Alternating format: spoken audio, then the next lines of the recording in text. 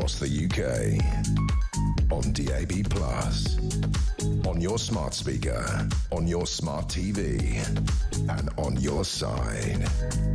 This is Talk.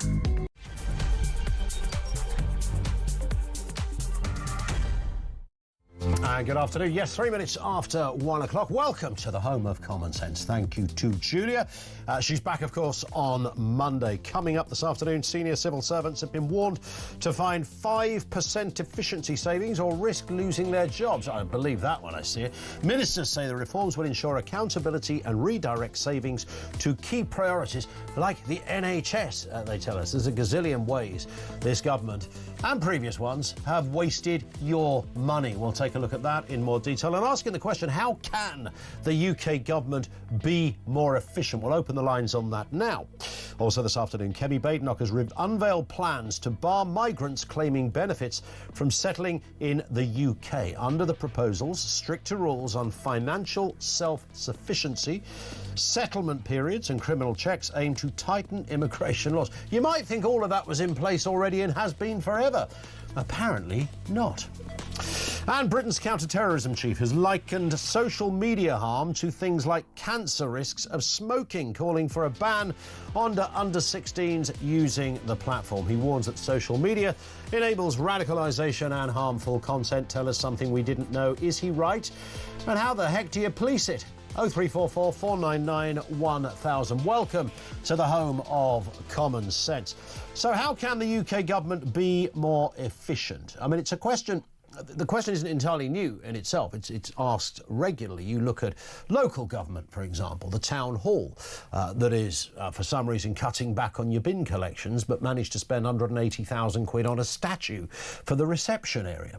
Stuff like that. Sticking a cycle lane costing £300,000-400,000 on the side of a major road, when at the same time not fixing the potholes. We can see all of those examples, and I'd love to hear them from a local level, on a wider level, on the national level. I mean, there is a crime scene going on here. I mean, seriously, a crime scene would never be allowed in any other world. In the commercial world, you would be fired.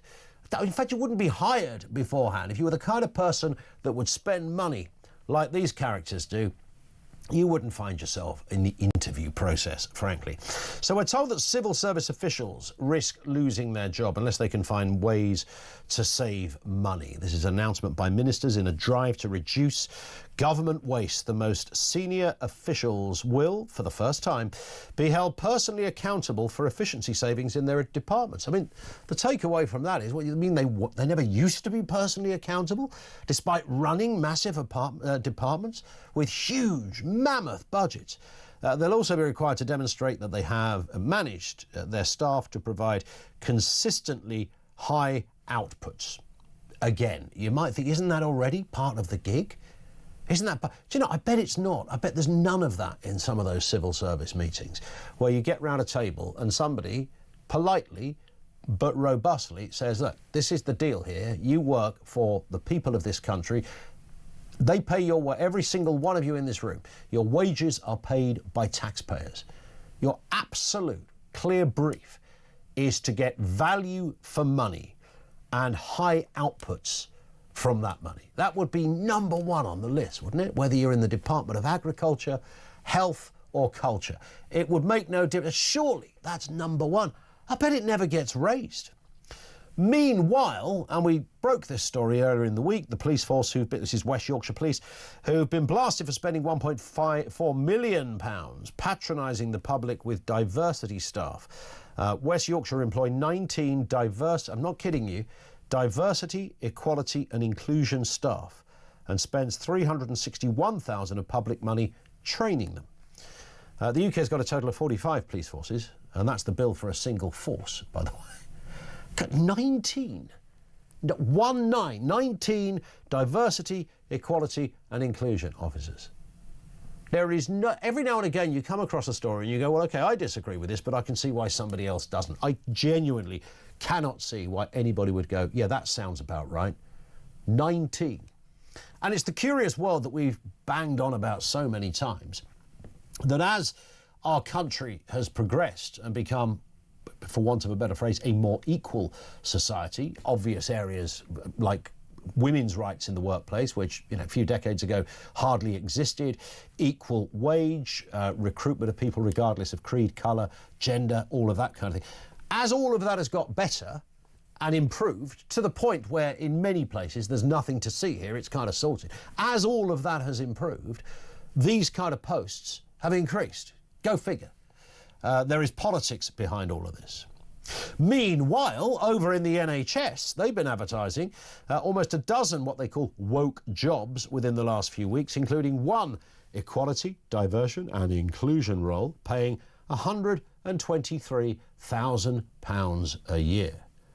I would say that that is not very equal in itself. This, of course, came on the back of Wes Streeting saying, some of this diversity stuff is absolutely ridiculous. Staff promoting anti-whiteness within the health service. This particular gig, 123,000 quid. Nice money, ka-ching, if you can get it. The wider question, how can the UK government be more efficient? Now, over there in Dodge, United States, the Department of Government Efficiency, headed up by Elon Musk and others, their sole aim is to look at this kind of caper and go, well, this is clearly, we don't even need to look deeper into the files. This is rollicks of the highest order, and we're going to get rid of it. End of, gone. Well, that's one way to do it. We don't do stuff like that over here. We don't work in that kind of way. There has to be an inquiry, several meetings. I don't know what it's like to work for the civil service in the conventional sense. I know what it's like to work for a government, the BBC, where you are funded by the government, and the turning an oil tanker around like speed with which, or lack of, that any decision is made. The multiple meetings, you can't talk to that person because that person's got somebody above them, and if that person's above them, we don't know why they're above them because they're rubbish, but they're above them, so we'll have to speak to that person. It's just jaw-droppingly, breathtakingly slow to get stuff done. And Trump and Musk have gone, this is bananas. This is absolutely bonkers territory. Just get rid of this stuff. Get rid of the waste. Just get rid of the waste, man. It doesn't really take a PhD in anything. You haven't got to be an economist to go, why have you got 19, just in one county, 19 diversity, equality and inclusion officers? What, you can't have them, sorry. How many should we have? What, maybe 6? No. Here's an idea. None. None, because the law of the land will already deal with most of the stuff that people would be concerned about. You don't need any of this caper. It's utter nonsense. 0344 499 1000. But don't let the DEI story put you off even bigger areas of massive wastage within government quarters. And it is huge. Wherever you look, whatever corner you turn, whatever nook or cranny you choose to peer into, you will find the same problem. When it's other people's money, these guys know how to spend it. 0344 499 1000. How can the government be more efficient? Your suggestions and your overview, if you will, on how we got here into this just crazy place. Now let's get a word on this and the other big stories of the day. Henry Hill, Deputy Editor at Conservative Home, is with us. Afternoon to you, Henry.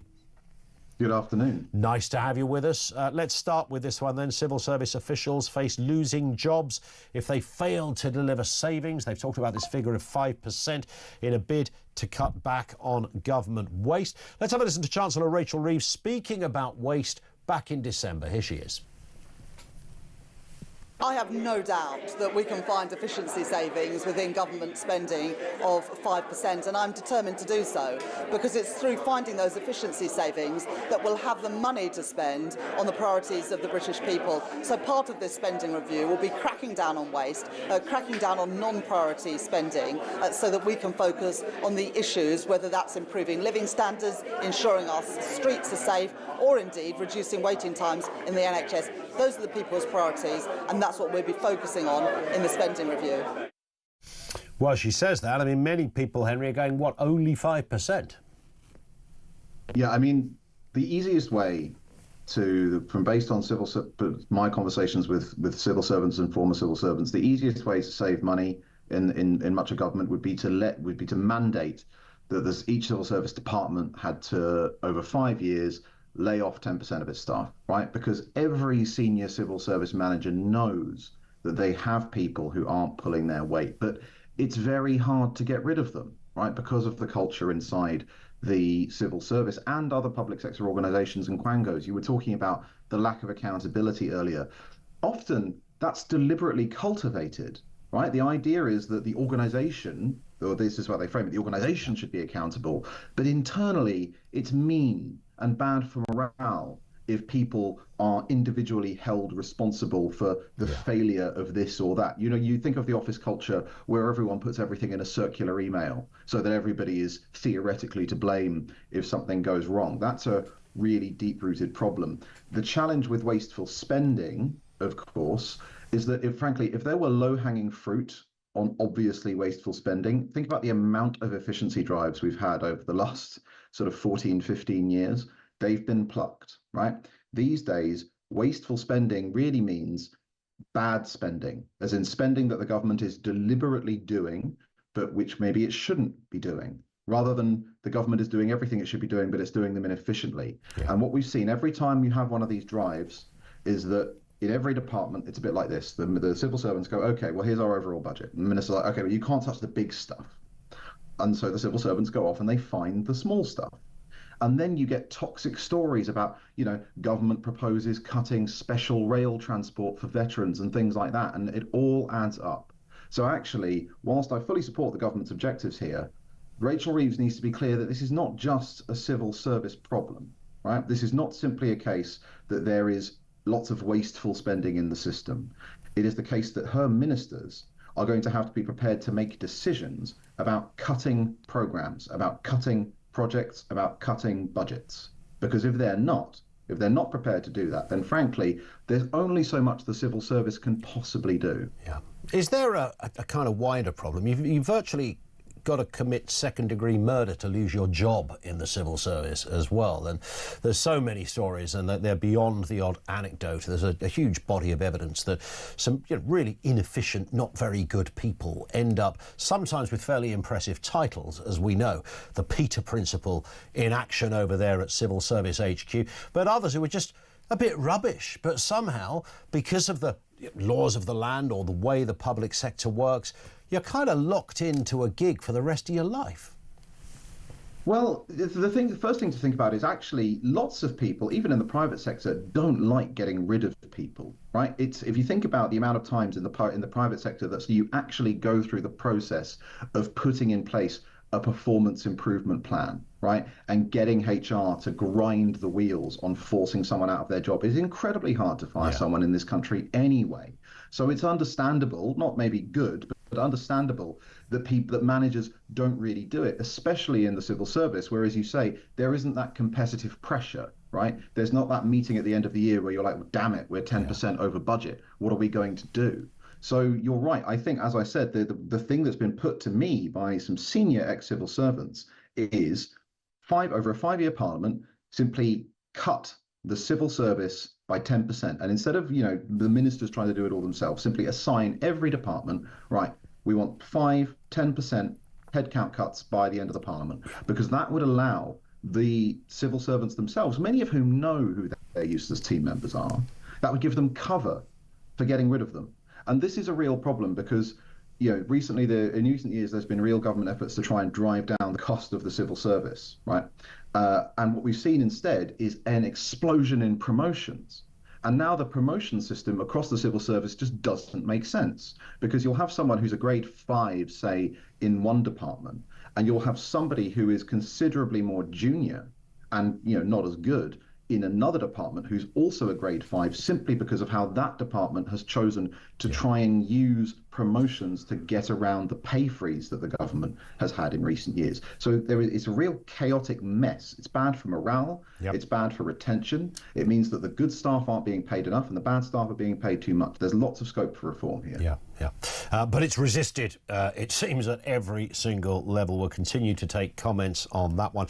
Also, this story, Henry, migrants claiming benefits would be banned from settling in Britain under proposed Tory plans outlined by Kemi Badenoch. The proposals include doubling the wait for indefinite leave to remain and imposing strict income requirements. Let's have a listen to the leader of the opposition speaking about immigration challenges.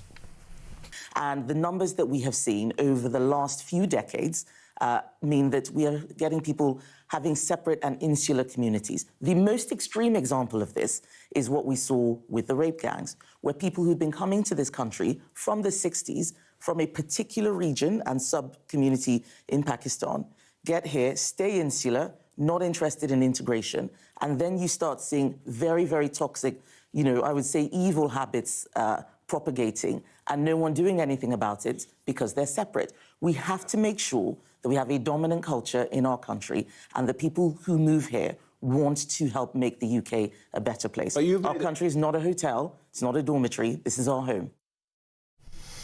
Well, I mean, this is all very well, Henry, isn't it? But, of course, the difficulty that any Tory, particularly the leader of the party, is going to have at the moment is that, they were there for 14 years and this problem got progressively worse.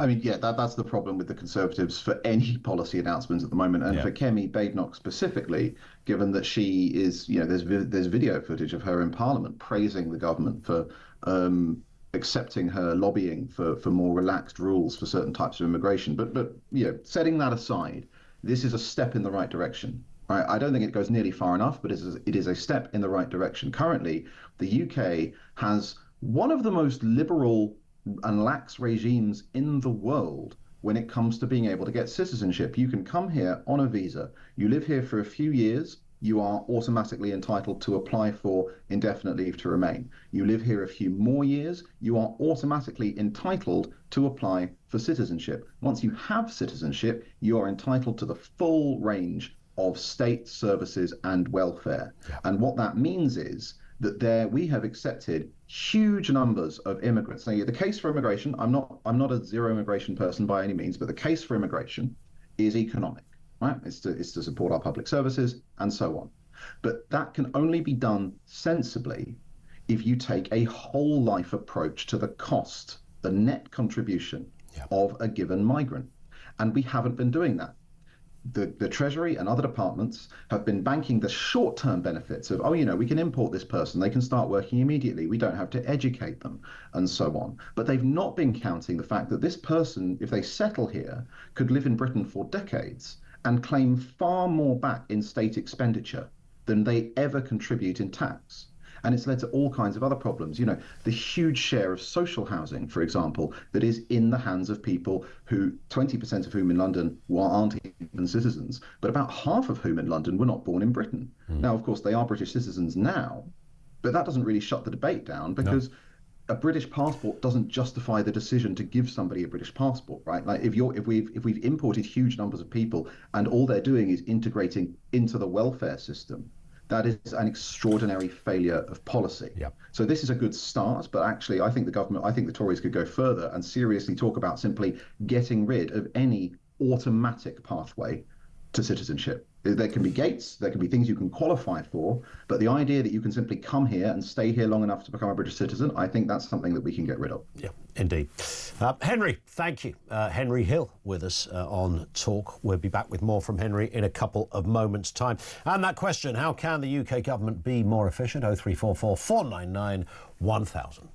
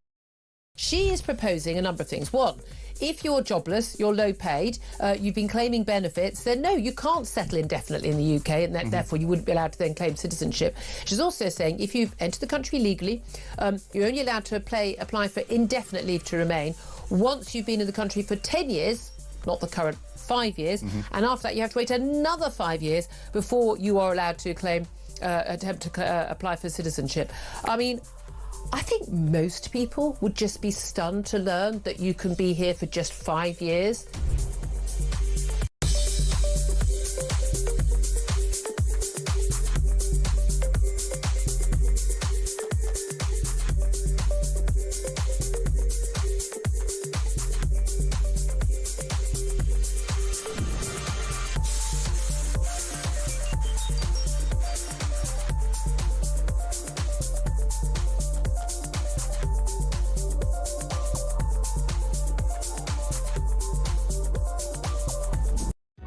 Across the UK, on DAB+, on your smart speaker, on your smart TV, and on your side.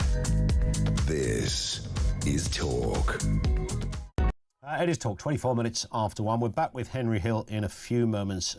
We've just been made aware of this as well. A curious story. Keir Starmer has made what can only be described as a secret visit to Southport this morning. This is just a day after the government ruled that Rudy Cabana's anti-terror case was closed prematurely. And the very next day, the Prime Minister visits Southport with none of the usual notice or press information that would go with a prime ministerial visit. We understand he visited a sixth form college where half the school was cordoned off and Range Rovers blocked the streets. And we've got some imagery there for those watching. The locals were not pleased. One local said, "How dare Keir Starmer come to our hometown of Southport? He kept that quiet. I wonder why. Straight to our college to talk lies to our children." Downing Street did not deny, we did call number 10, didn't deny the Prime Minister's whereabouts when asked, but neither would they confirm it. Let's get a word on this. Isabel Oakeshott, Talk's international editor, is with us. I'm trying to establish or even second guess what the purpose of this might be, Isabel, but certainly if you were advising the Prime Minister, I think top of the list would be don't go to Southport.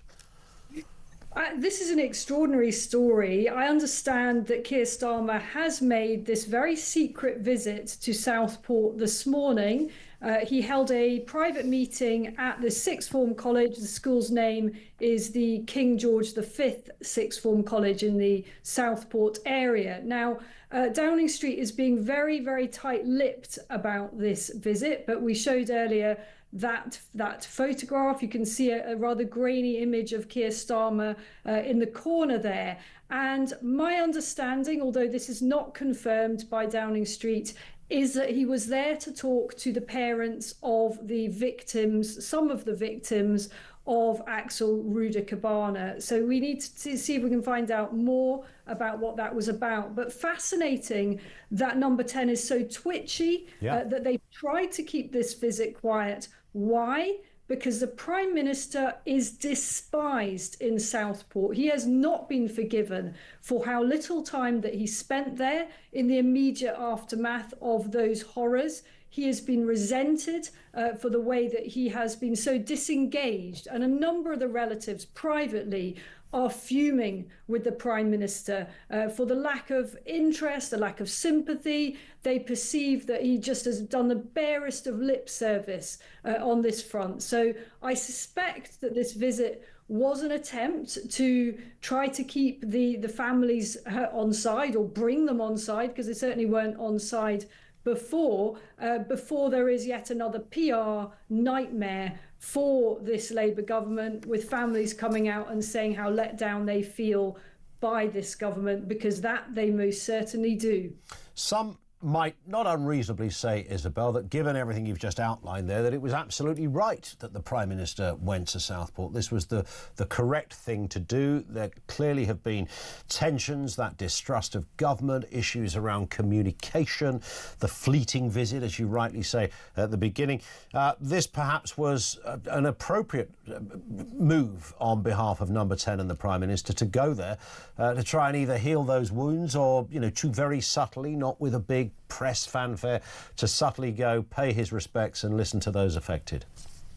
Well, there's absolutely a case for that. I mean, I think the families of the victims and the community will say, well, why the hell did it take you so long?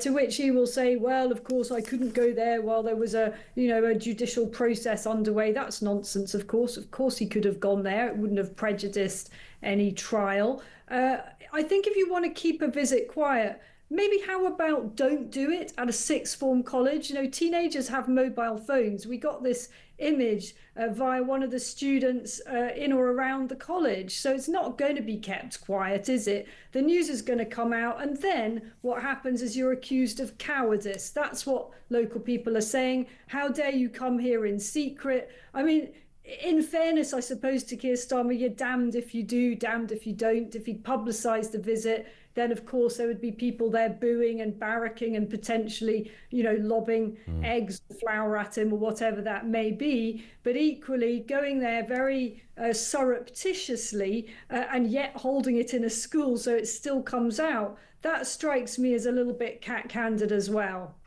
Isabel, thank you. Isabel Oakeshott is Talk's international editor with us on the programme. And rather extraordinary that when we rang Downing Street and put a call in to Number 10, they wouldn't confirm that the Prime Minister, they wouldn't deny, but they wouldn't confirm that this is where the Prime Minister had been. But you can understand the fallout from many who would feel this was a fairly insensitive time to visit. Others would say that it was a little too late in the day, but it does come just a day after his government ruled that Rudy Cabanu's anti-terror case was closed prematurely.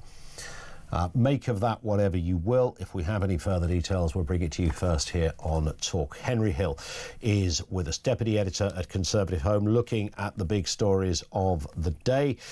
Let's look at Donald Trump. Everyone loves my Gaza plan, says the president.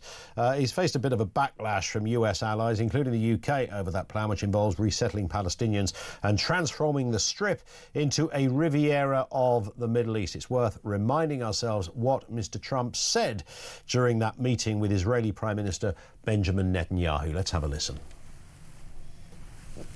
The U.S. will take over the Gaza Strip, and we will do a job with it, too. We'll own it and be responsible for dismantling all of the dangerous unexploded bombs and other weapons on the site, level the site and get rid of the destroyed buildings, level it out, create an economic development that will supply unlimited numbers of jobs and housing for the people of the area. We have an opportunity to do something that could be phenomenal. And I don't want to be cute, I don't want to be a wise guy, but the Riviera of the Middle East, this could be something that could be so bad, this could be so magnificent. Everybody loves my Gaza plan, Henry. Do you? I mean, one of the wonderful things about Donald Trump is that he does just broaden the scope of the possible. 100%. In foreign affairs, especially. I think. I mean, at risk of this clip going out and me getting lynched.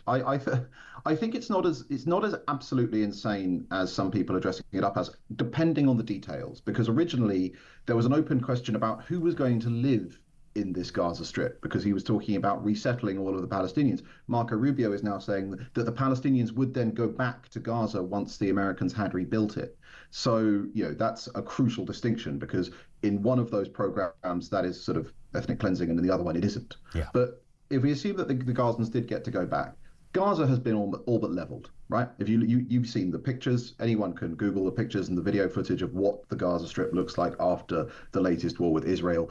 It does, frankly, there is a case at least for comprehensive demolition and a kind of Baron Haussmann style rebuilding of some of those cities. America is one of the few countries in the world wealthy enough and with the globally deployable forces necessary to do it. the other thing, and I think this is something that all of Trump's critics, but also anyone who comments on this issue needs to grapple with, is what exactly is the alternative? Because ever since the horrifying events in October, which triggered the Israeli incursion into Gaza, the question has always been, there's been lots of cries for a ceasefire, right? It's very easy to call for a ceasefire. But what's the end state exactly? Because if you have a situation where the Gaza Strip ends up back under the control of Hamas, well, Hamas is committed to the extinction of the Jewish state. It says so explicitly. It turned that entire city-state, that entire strip, into an armed camp with one purpose, which was militarizing and arming itself for war with Israel. Yeah. It subverts foreign organizations. It diverts aid. So, absent a foreign power coming in and taking control, and that could be the United States. In another universe, it could be, say, a United Nations mandate of the sort that we had in some areas after World War II.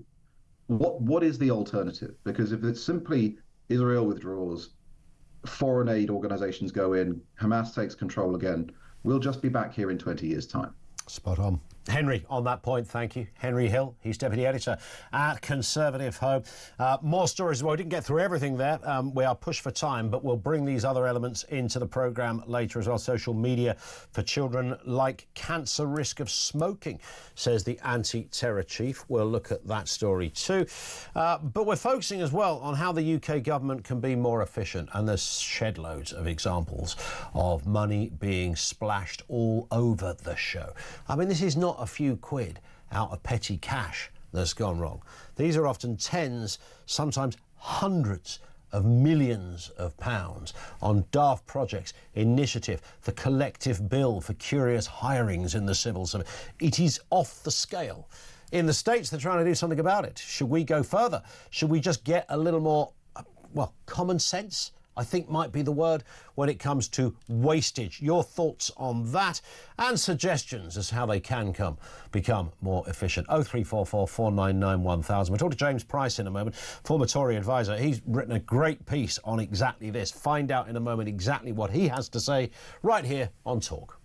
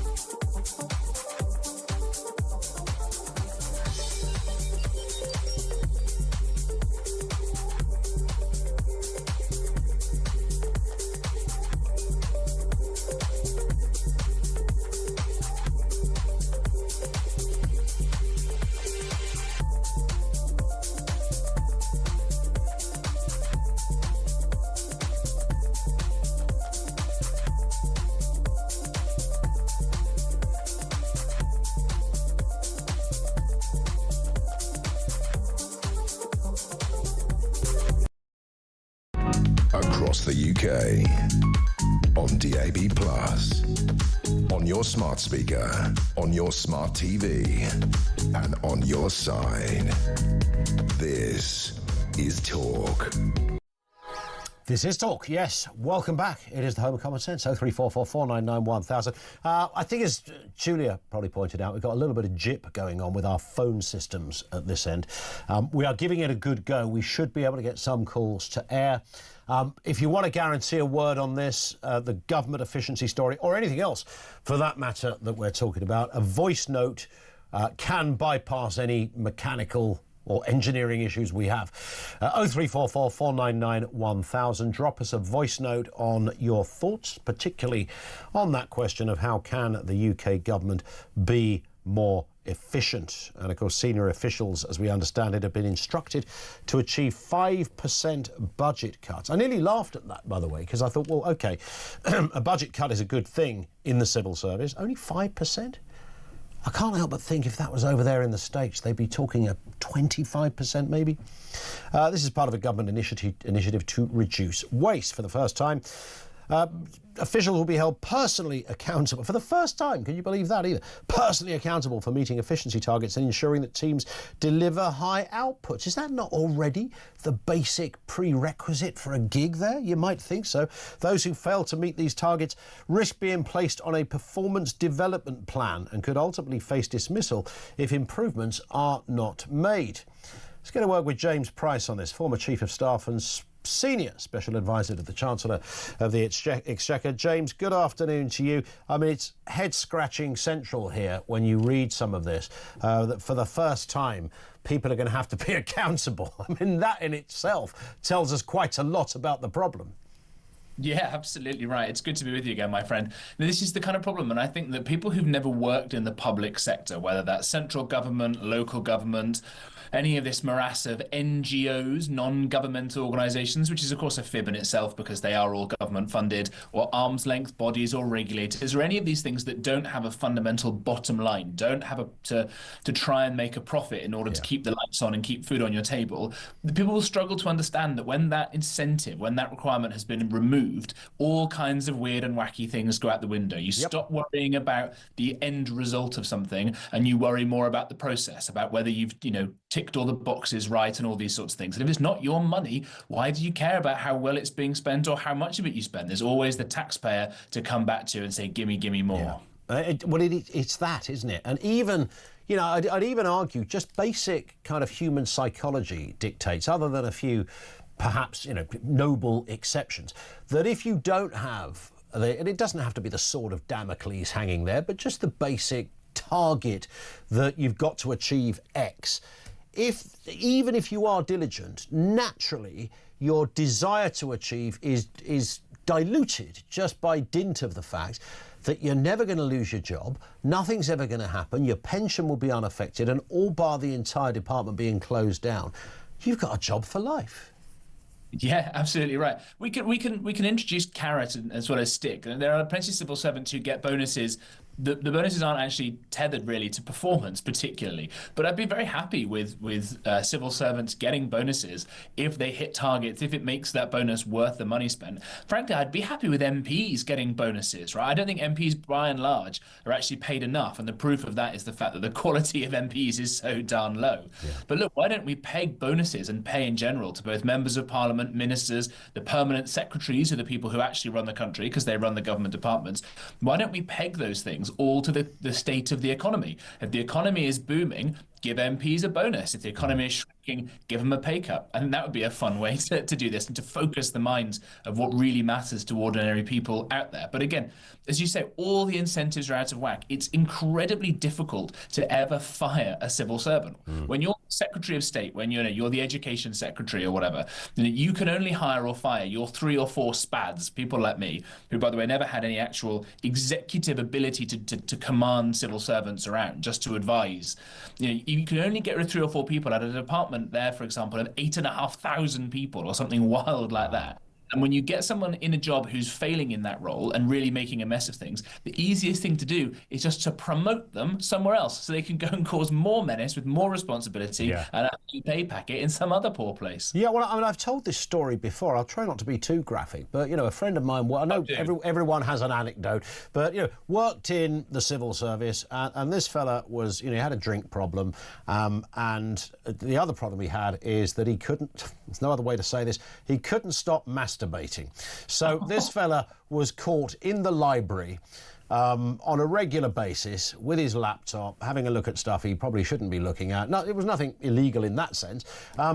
And he was drunk, and he was, you know, shaking hands with Lenny, as to coin a phrase. And this went on, and they moved this guy around, and they said, well, you know, what do we do with him? What do we do with this fella? Oh, I know what we'll do. We'll just move him to another part of the arm of the civil service. And they just kept moving the guy around, and nobody thought, let's just fire the man. He's a flipping menace. He can't keep his trousers on. He's meant to be at work. He's watching porn. He's stuffing himself in cupboards so that nobody can find him, but he's always found. It's that kind of never occurred that maybe he should probably not be there. I mean, that's a good one, even by the kind of people that I've met in the civil service. That's a good one. Obviously, we're a family show, so I will restrict some of the puns that I may want to make about the circular nature of his activities and being passed around these places. But, you know, he's not the only person who's, you know, let's just put it delicately, wasting time and money when he should be on the job, or a different kind of job, that is. But no, this is a big problem. You know, there are amazing people in the civil service, right? I'm really critical of the civil service by and large, both in the piece in the Telegraph you mentioned and lots of my other writings and time there. Maybe you can see some grey hairs in my beard from the time I've had to deal with them. But it should be said, there are amazing people, right? There are people in certainly the sort of deeper state bits in the national security apparatus. There are some really smart, dedicated people who work very, very hard to keep the lights on and keep the country show on the road, because politicians are also pretty weak at the moment. And as well as stopping the politicians from doing good, useful reforms, you've got civil servants having to pick up the ball that's been dropped by politicians. So it is difficult.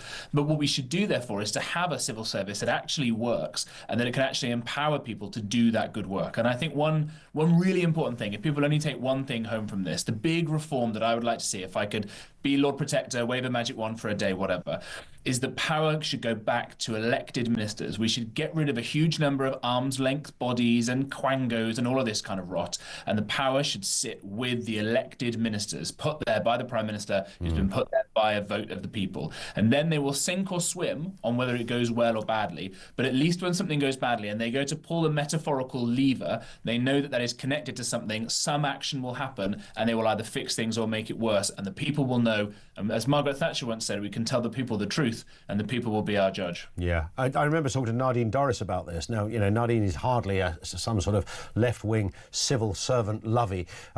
But she said the civils, when she was in the culture department, civil servants she worked with were amazing. You know, she said, we just didn't need 8,000 of them. That was the difference. And she's right about that. So there's a numbers game. But when it comes to government wastage, James, I mean, I know the big stories of the day are about kind of diversity officers and all the rest of it. I mean, that is eye-watering stuff. You know, one police department requires 19, apparently, 19 DEI officers in one county. 19. Why? We don't. Nobody can work out why. Nobody knows why. I don't think you're supposed to know why. It's one of those kind of weird sort of dystopian kind of cul-de-sac moments. What? Never ask why. You just carry on hiring. But it's, in a way, that's a bit of a distraction, because when it comes to government wastage, that's really, I mean, that gets the glorious headlines because it makes us all angry and we can't work it out. But there's so many other areas of government where not just a few thousand quid, but often tens of millions are wasted on an annual basis. Yeah, absolutely. What's the old saying? Never ask a woman her age, a man his salary, or why a police station has to have so many diversity officers. Spot on. As you say, those things are shocking. They're not the huge big ticket items, but I think they are emblematic of the level of waste that the public sector has for these kinds of things, right? If a business wants to spend all that money on diversity, equity and inclusion officers, then that's up for the shareholders or the owners of that business or the people that want to go and shop there. But in the public sector, when you have the people being, to whom you are accountable, the taxpayer, that's different. And I think that there are, as you say, huge line items, just absolutely extraordinary waste. Maybe the civil service doesn't have the kind of procurement skills it needs to make good deals. I think that's definitely the case when you look at, say, the Ministry of Defence. There's a lot of bungling there. Old IT systems were very bad.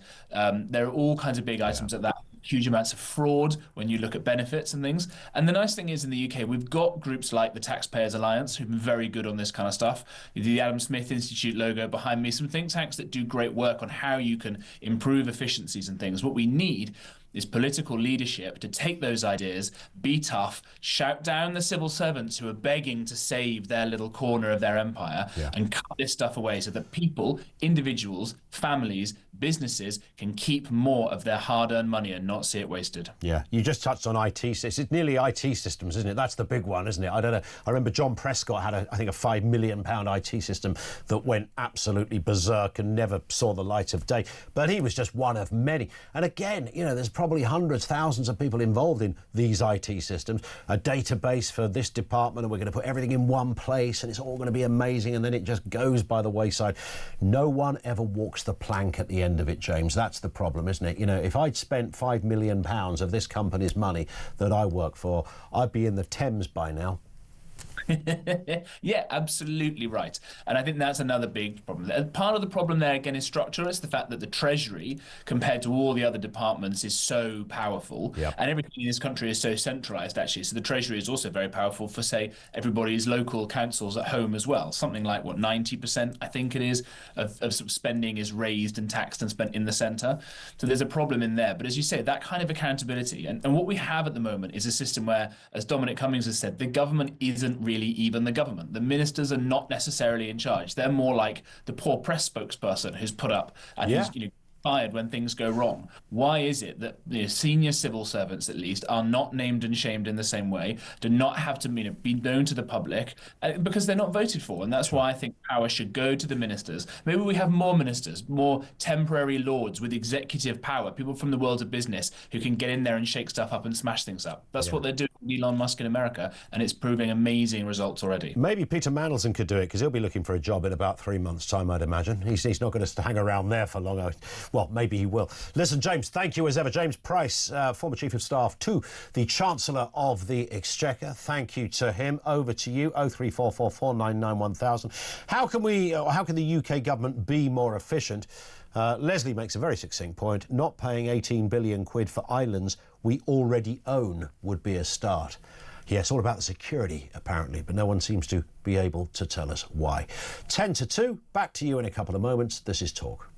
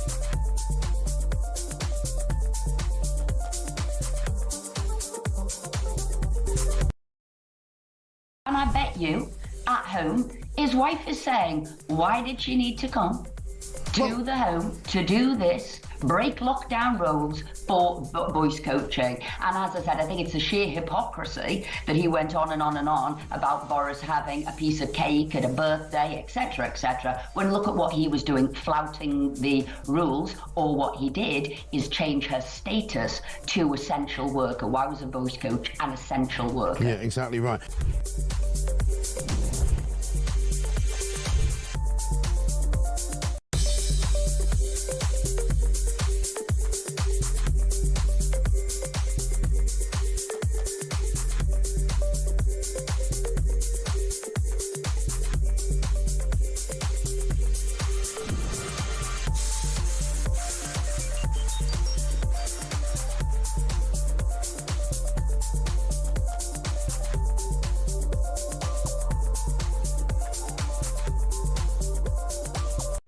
Across the UK, on DAB+, on your smart speaker, on your smart TV, and on your side.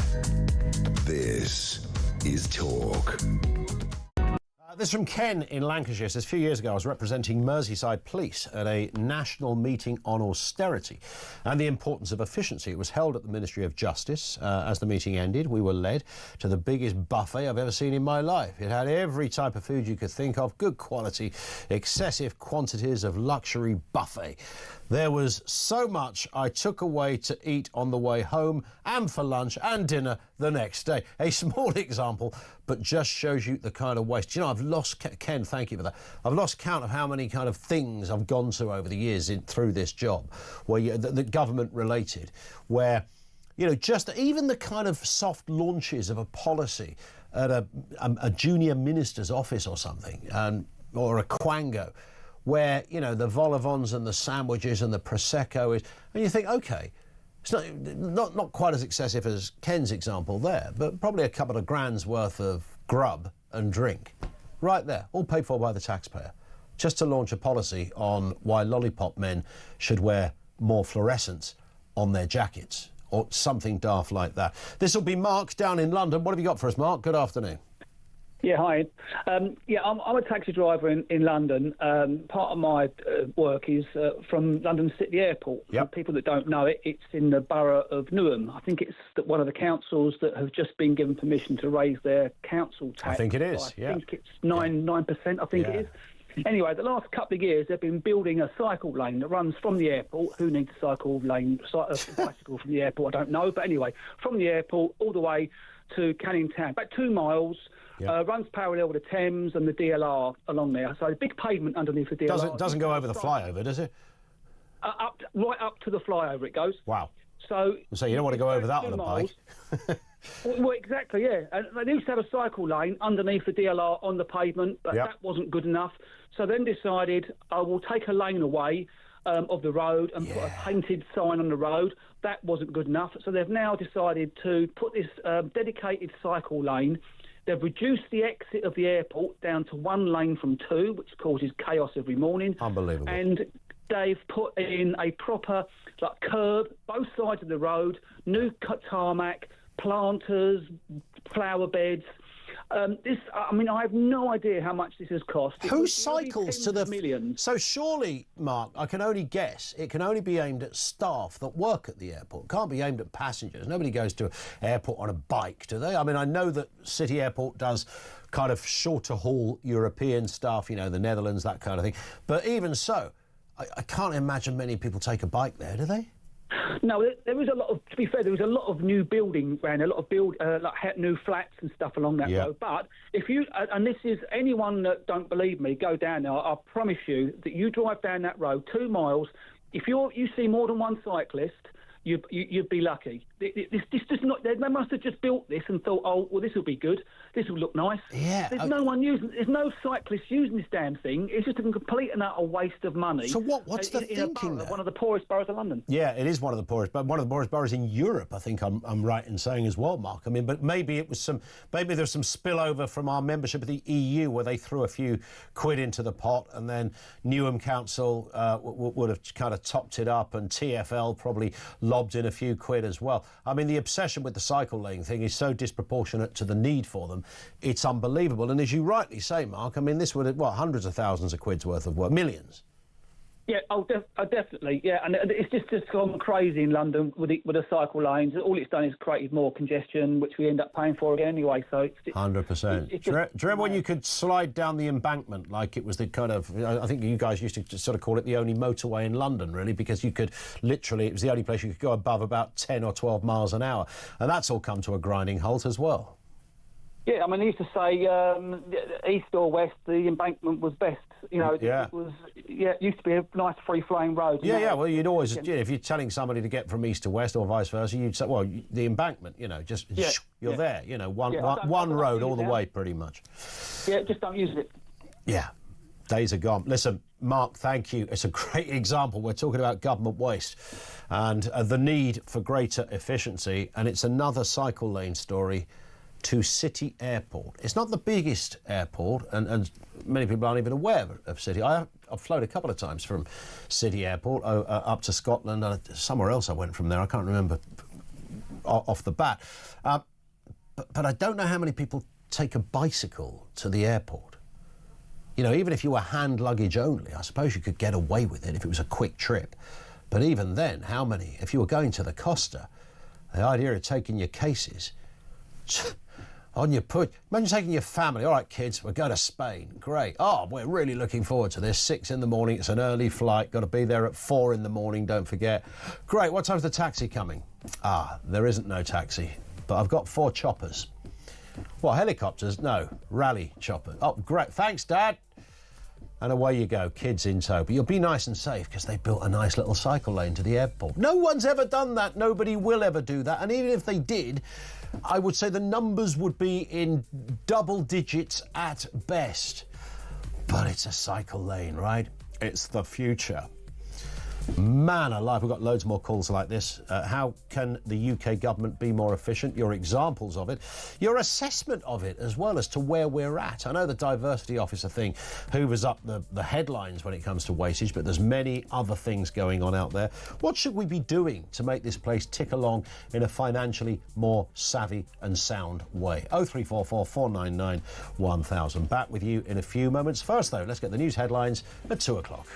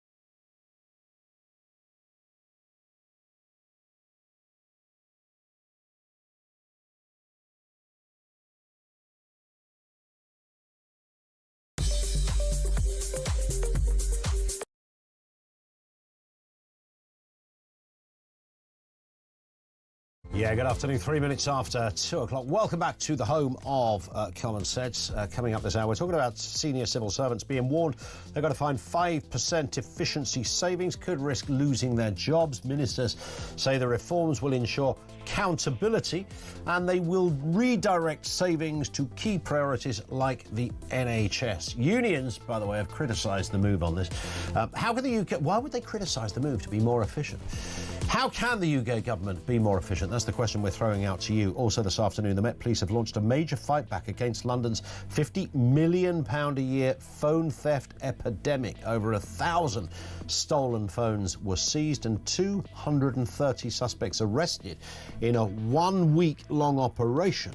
Officials call for tech firms to make stolen devices harder to steal, or ultimately utterly useless if you do steal them, I guess. And Donald Trump has announced plans to ban transgender athletes from competing in women's sports at the 2028 LA Olympics. He's signed an executive order targeting transgender inclusion, which he claims will secure Republican victories in up-and-coming elections. Details on that to come. Everything you need to know, all the breaking news right here on Talk. 0344 499 1000 is where you will find us. Interesting one from David in Chipping Campden, who says, I hate to be despondent, but there will be no efficiencies made in the civil service. The numbers in the civil service have reduced since the 1970s to now from 732,000 to 630,000 in Thatcher's first 4 years. So she dropped it by 100,000. Today it's 513,000. That's an interesting stat, by the way, because the kind of takeaway you get from most stories is that it's gone up. But the numbers have gone down, but they're still eye-watering. David says, but it's the sheer financial waste these 513,000 are able to generate and the amount they are paid for wasting all that money. That's the problem. And I would imagine that whilst those numbers have gone down significantly, nearly 200,000 in the last 50 years, I bet you the bill has gone up in a variety of ways. New titles, greater positions, bigger salaries, more managerial and executive positions, etc. And of course that sets against a backdrop of living in the digital world, where you might think, you know, in quite a lot of areas you just wouldn't need the same amount of people. Let's get a word on this from Sophie Warringer, Deputy Director, Policy Director at the Centre for Social Justice. Sophia, good afternoon to you. Good afternoon, Ian. Nice to have you with us. Not a new conversation in itself, how to save money in government, but it's certainly come to a head. Maybe slightly triggered by what's happening in the United States, Elon Musk and the DOGE, or it should be Dodge Department of Government Efficiency. Do we need something like that here? Maybe we do, although I don't think we should take a leaf out of their book in terms of the staffing of it. I don't know if you saw that there's a group of kind of 18 to 25-year-olds that are doing the dirty work of Doge for Elon Musk and trying to tell people that their jobs are now no longer required. So maybe we need a different approach. But every government wants to make efficiency savings, and every government thinks they can do it by salami slicing different departments' budgets. And I think there are many departments that can have that salami slicing approach and therefore reduce their spending. But let's not forget, some of these departments are direct delivery departments. So places like the Department for Work and Pensions, these are people who are helping people process their welfare claimants, talking to people on the phone, talking to people online, getting people through the system. That is direct delivery. I think that is really important because that's where people have a touch point with the state, and that needs to be efficient and the people need to be there to do it. But of course, there are many other policy departments. There are many other departments that potentially it's harder for the public to understand what these individuals do. So I do think the government is right to try and cut down the size of the civil service and therefore the cost, but it needs to make sure it makes the cuts in the right places. Yeah, I mean, that's all anyone is asking for. We all understand that you need, you know, a good civil service. I mean, that's how we make the cogwheels turn. But there is that very real sense that it is overblown and unaccountable. I think that's probably the other aspect to this, Sophia. It's the idea that if you're really bad at your job, you're probably not going to lose your job because you work for the civil service. There are no real targets to meet. And even if you're really good at your job, the idea that you're not under any kind of deadline or pressure will naturally, you know, dilute some level of integrity. Even the most diligent person will react, perhaps subliminally, to the idea that they're not really up against anything. You know, they might have the odd, you've got to do this by Friday, but you're never going to lose your job if you don't hit a target. And it's that kind of thinking, I suppose, that is quite curious, bearing in mind we are dealing with how the country works. Yeah, and I think the government, therefore, are moving in a good direction. Pat McFadden's announcements about how there will be more quality assurance and metrics and people who therefore don't perform being let go. Although I do think still it's a very tiered process. In the private sector, people are often fired on the spot. They have to leave that day, particularly in high kind of risk, high cost environments like banking and finance. In this, there's still a stepped process. People would have a review. If they then didn't meet the targets, they would then be let go. That is a good step. We cannot have civil servants who are underperforming continually just being shuffled around different departments. In any job that is taxpayer funded, we should not have that. So I do think this is right. I think the problem is going to be measuring who is effective and who isn't, because it's very easy to look busy and have lots of outputs, but very difficult to measure outcomes in the civil service because you're not generating very kind of concrete metrics of profit or whatever you might be generating in the private sector. So deciding how that is calculated on productivity and efficiency will be difficult because we don't want it just to go to people who are very busy but not necessarily very effective. Yeah, and it's kind of, I suppose the unionised aspect is not irrelevant to this as well. Unions are against this idea because it could lose their members' jobs, etc. But you know, simultaneously, my nearest I've got to the civil service, if that's how you want to call it, is working for the BBC. So, you know, state-funded, if you like. And there was numerous examples of, you know, we had one fella that should have been the producer of a show. You know, we said, well, he's the best, he's got the greatest qualities, he's come from the commercial sector, he'd be really good. Well, no, he couldn't do it because he didn't have the right title. So there were people who had the right title who were not as good as him who did the job. Now, that is just bonkers, right? This fellow was demonstrably the person that should be day to day doing the job. He wasn't allowed to do the job because he didn't have the right title. So therefore, someone who does, even though they lack all the experience, can do it. It's that kind of, but that must happen across departments, I would imagine. Yeah, I'm sure it does. And also the fact that the departments are so big and so cumbersome in some cases, it maybe is unclear actually who is doing what in each department, what their role is and who they're accountable to. And as you said, there's such a kind of quick turnover of people moving into the roles or the departments or the teams that potentially they could move on before really anybody realizes they're not doing much. So I do think, I mean, it's a problem in any large-scale organisation. It's not unique to the civil service. But obviously, when the taxpayer is footing the bill, the government is right to really require a lot from those who are being paid by the taxpayer. 100%. What about this story as well, Sophia? Keir Starmer is not going to jail over his voice coaching, OK? There's nothing. He's not even going to get a ticket, not a slap on the wrist or anything. The Met Police have said they will not act on this because it's outside the 3-year legal time frame for COVID-related offences. Although they did initially say, well, we can't act because no one's complained. And then somebody did complain, and then they said, well, we still can't act because it's outside the time. Well, they should have maybe said that to start with, and that would have been slightly clearer. It does happen to be a legal fact, as I understand it, that there is a 3-year time frame on this. I saw somebody on social media tried to look for it earlier, typically couldn't find it, but a cafe owner who had the audacity to give somebody a free cup of tea during lockdown was told they were going to be threatened with a fine. It never happened. But then they were eventually told it's past the 3-year thing, so they won't be prosecuted anyway.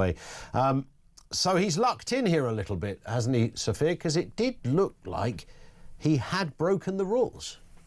He really has, and I do think in defence of the Met Police, they are abiding to what the legislation says here on this 3-year timeline, so that's not something they can necessarily overrule or override. But it does just show how ludicrous the lockdown regulations were, because the criteria at the time was work from home if you can, unless you're unable to. Basically, anybody could make the case that they are unable to work from home. So that created a huge grey area. Let's not forget we had the tiered system, so different parts of the country were under different regulations. So it shows that the Labour Party, obviously hugely supportive of the lockdown measures and in fact wanted harder and faster and longer lockdowns than the current government, the Conservatives, had put in place. The problem was that the legislation and the rules around it was so unclear that I think you could really argue either way that you get away with it. But you will remember, I certainly remember that Christmas as a Londoner, not being able to see family or friends, having Christmas cancelled as a Tier 4 inhabitant. It will grate with many people who realise that actually most of the people at the top, whether they be Conservative or Labour Party, really were not adhering to the spirit, even if they were adhering to the letter of the legislation. And so therefore maybe they realised that the coronavirus was not as dangerous as they had been telling everyone it was, because they themselves were accepting themselves from the rules. And this Labour line, I heard Yvette Cooper wheel it out again this morning. We were working while the Conservatives were partying, which is a kind of equivalence that a daft sixth form socialist might make. It doesn't really stand up to any sort of scrutiny in terms of comparable events. Look, there was a rule in place. If you broke the rule, whether you had a party, had a pint, or had a voice coaching lesson, it still counts as breaking the rules. There wasn't some sort of pecking order in the sense of your rule breaking was worse than their rule breaking. They were the rules. We couldn't have our in-laws around that Christmas, and it was going to be one of the last we would have with my father-in-law. And that was kind of known at the time. That had to be cancelled. So, calling in your voice coach on Christmas Eve, I mean, that in itself is a bit weird, Sophia. But you can't pick and choose how the rules are applied. The rules were the rules. Bonkers, as we both agree they were, but they were the rules at the time. They were the rules at the time. And I do think, it seems strange to us to have a voice coach on Christmas Eve. It's not very festive. But obviously the then leader of the opposition, Keir Starmer, made a response statement to the Brexit deal, which was going through that day. So I understand he was probably preparing for that. But I think you're completely right. Every single person has a story of personal sacrifice that they went without during the lockdown. They didn't see loved ones, many of them meaning they didn't get to say their final goodbye. All of those really tragic cases, and yet it seems like the political classes on both parties didn't apply those rules to themselves, and that's the problem. And I think that's what will stay with people, whether you argue the legislation was clear or unclear, or whether you could have a technicality say that you were exempt, for example. The problem is the perception that there was one rule for some people and another rule for everyone else, and I think that was what will stick with people. I mean, forgive me for being late to the party on this. I've only just realised that the term two-tier Keir has now got a different resonance with this this thing. I'm sure that's why it's written on our screen like that. To make that point, I hadn't connected that, but who'd have thought it? Social media for kids like cancer risk of smoking, says the anti-terror chief, who's talking about social harms that are a kind of an equivalence, and we need to ban under 16s from using platforms. I feel very strongly about this, Sophia. I don't know the answer. I don't think anybody has. Australia have got a ban on this coming in. It could be a potential model. The problem, as I see it, is that social media is just something that's connected to the internet, and the internet, you would argue, is some content of the internet is the problem, whether it's on social media or elsewhere. So yes, it will stop the Snapchatty bullying thing that goes on, and the inanity and sometimes the bewilderment and horror of TikTok or what you might see on X. But if you want to see bad stuff or get involved in, horrendous things, you could just go to a search engine and find it. Yes, you can. Of course, young people having it on social media means that they are channeled towards content that they still look at, with the algorithms pulling them potentially into kind of darker and darker places. And we have had, obviously, tragic stories of people whose lives have been ruined, and unfortunately some people who've even taken their own lives after viewing particular content because the algorithm has latched onto the fact that they're interested in that and then has sent them more and more. That wouldn't happen in quite the same sophisticated way just through a search engine search, although of course there are algorithms at play there too. It's also the addictive nature of it, the fact that it's often in your pocket, the fact that it's never ending, you can scroll through those pages forever. I do think that Australia have done something very bold there, and I think there will be other countries that follow suit.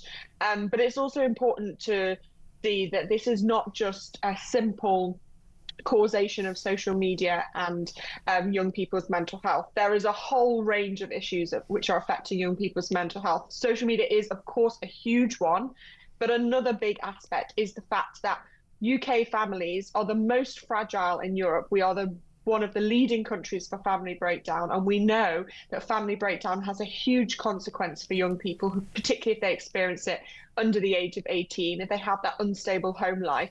And so the causes of mental health rising in young people is very complex, and there is no single solution.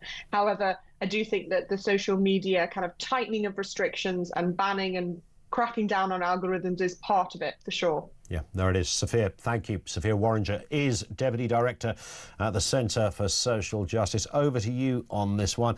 To me, the social media thing, my little boy had a meltdown yesterday. He couldn't find a diamond laser beam on Minecraft. I don't think he might have been in the wrong world or the wrong mode. I'm not quite sure what. I couldn't be bothered to. I thought it was quite funny, actually. Can't find a diamond. Is that really all you got to worry about? Can't find a diamond laser. Get in the bin. But to him, it was big. And I thought, God, how's that going to translate, a few years' time when, Snapchat, a friend shows him something on there. That'll be something to really worry about. The kind of stuff, the conversations, the difficulties, the challenges. It's a horror story out there. So, again, I tell a story like this almost on a weekly basis. This came up on Twitter the other day, and they did the usual thing. I was telling Finn, our producer, this story. When somebody writes... It kills me, and I fall for it every time. Watch to the end. And, 9.9 times out of 10, the end is rubbish. It's not funny, or it's got no great crescendo. So I started to watch this thing. I was on the train, and it's, a couple of guys having a fight in the street. One's got a baseball bat, whacks the other guy. He falls over as he tries to run away. The other fella starts pelting him with it, and I thought, I know what's going to happen here. The guy's going to stand up, isn't he, and go, and run away.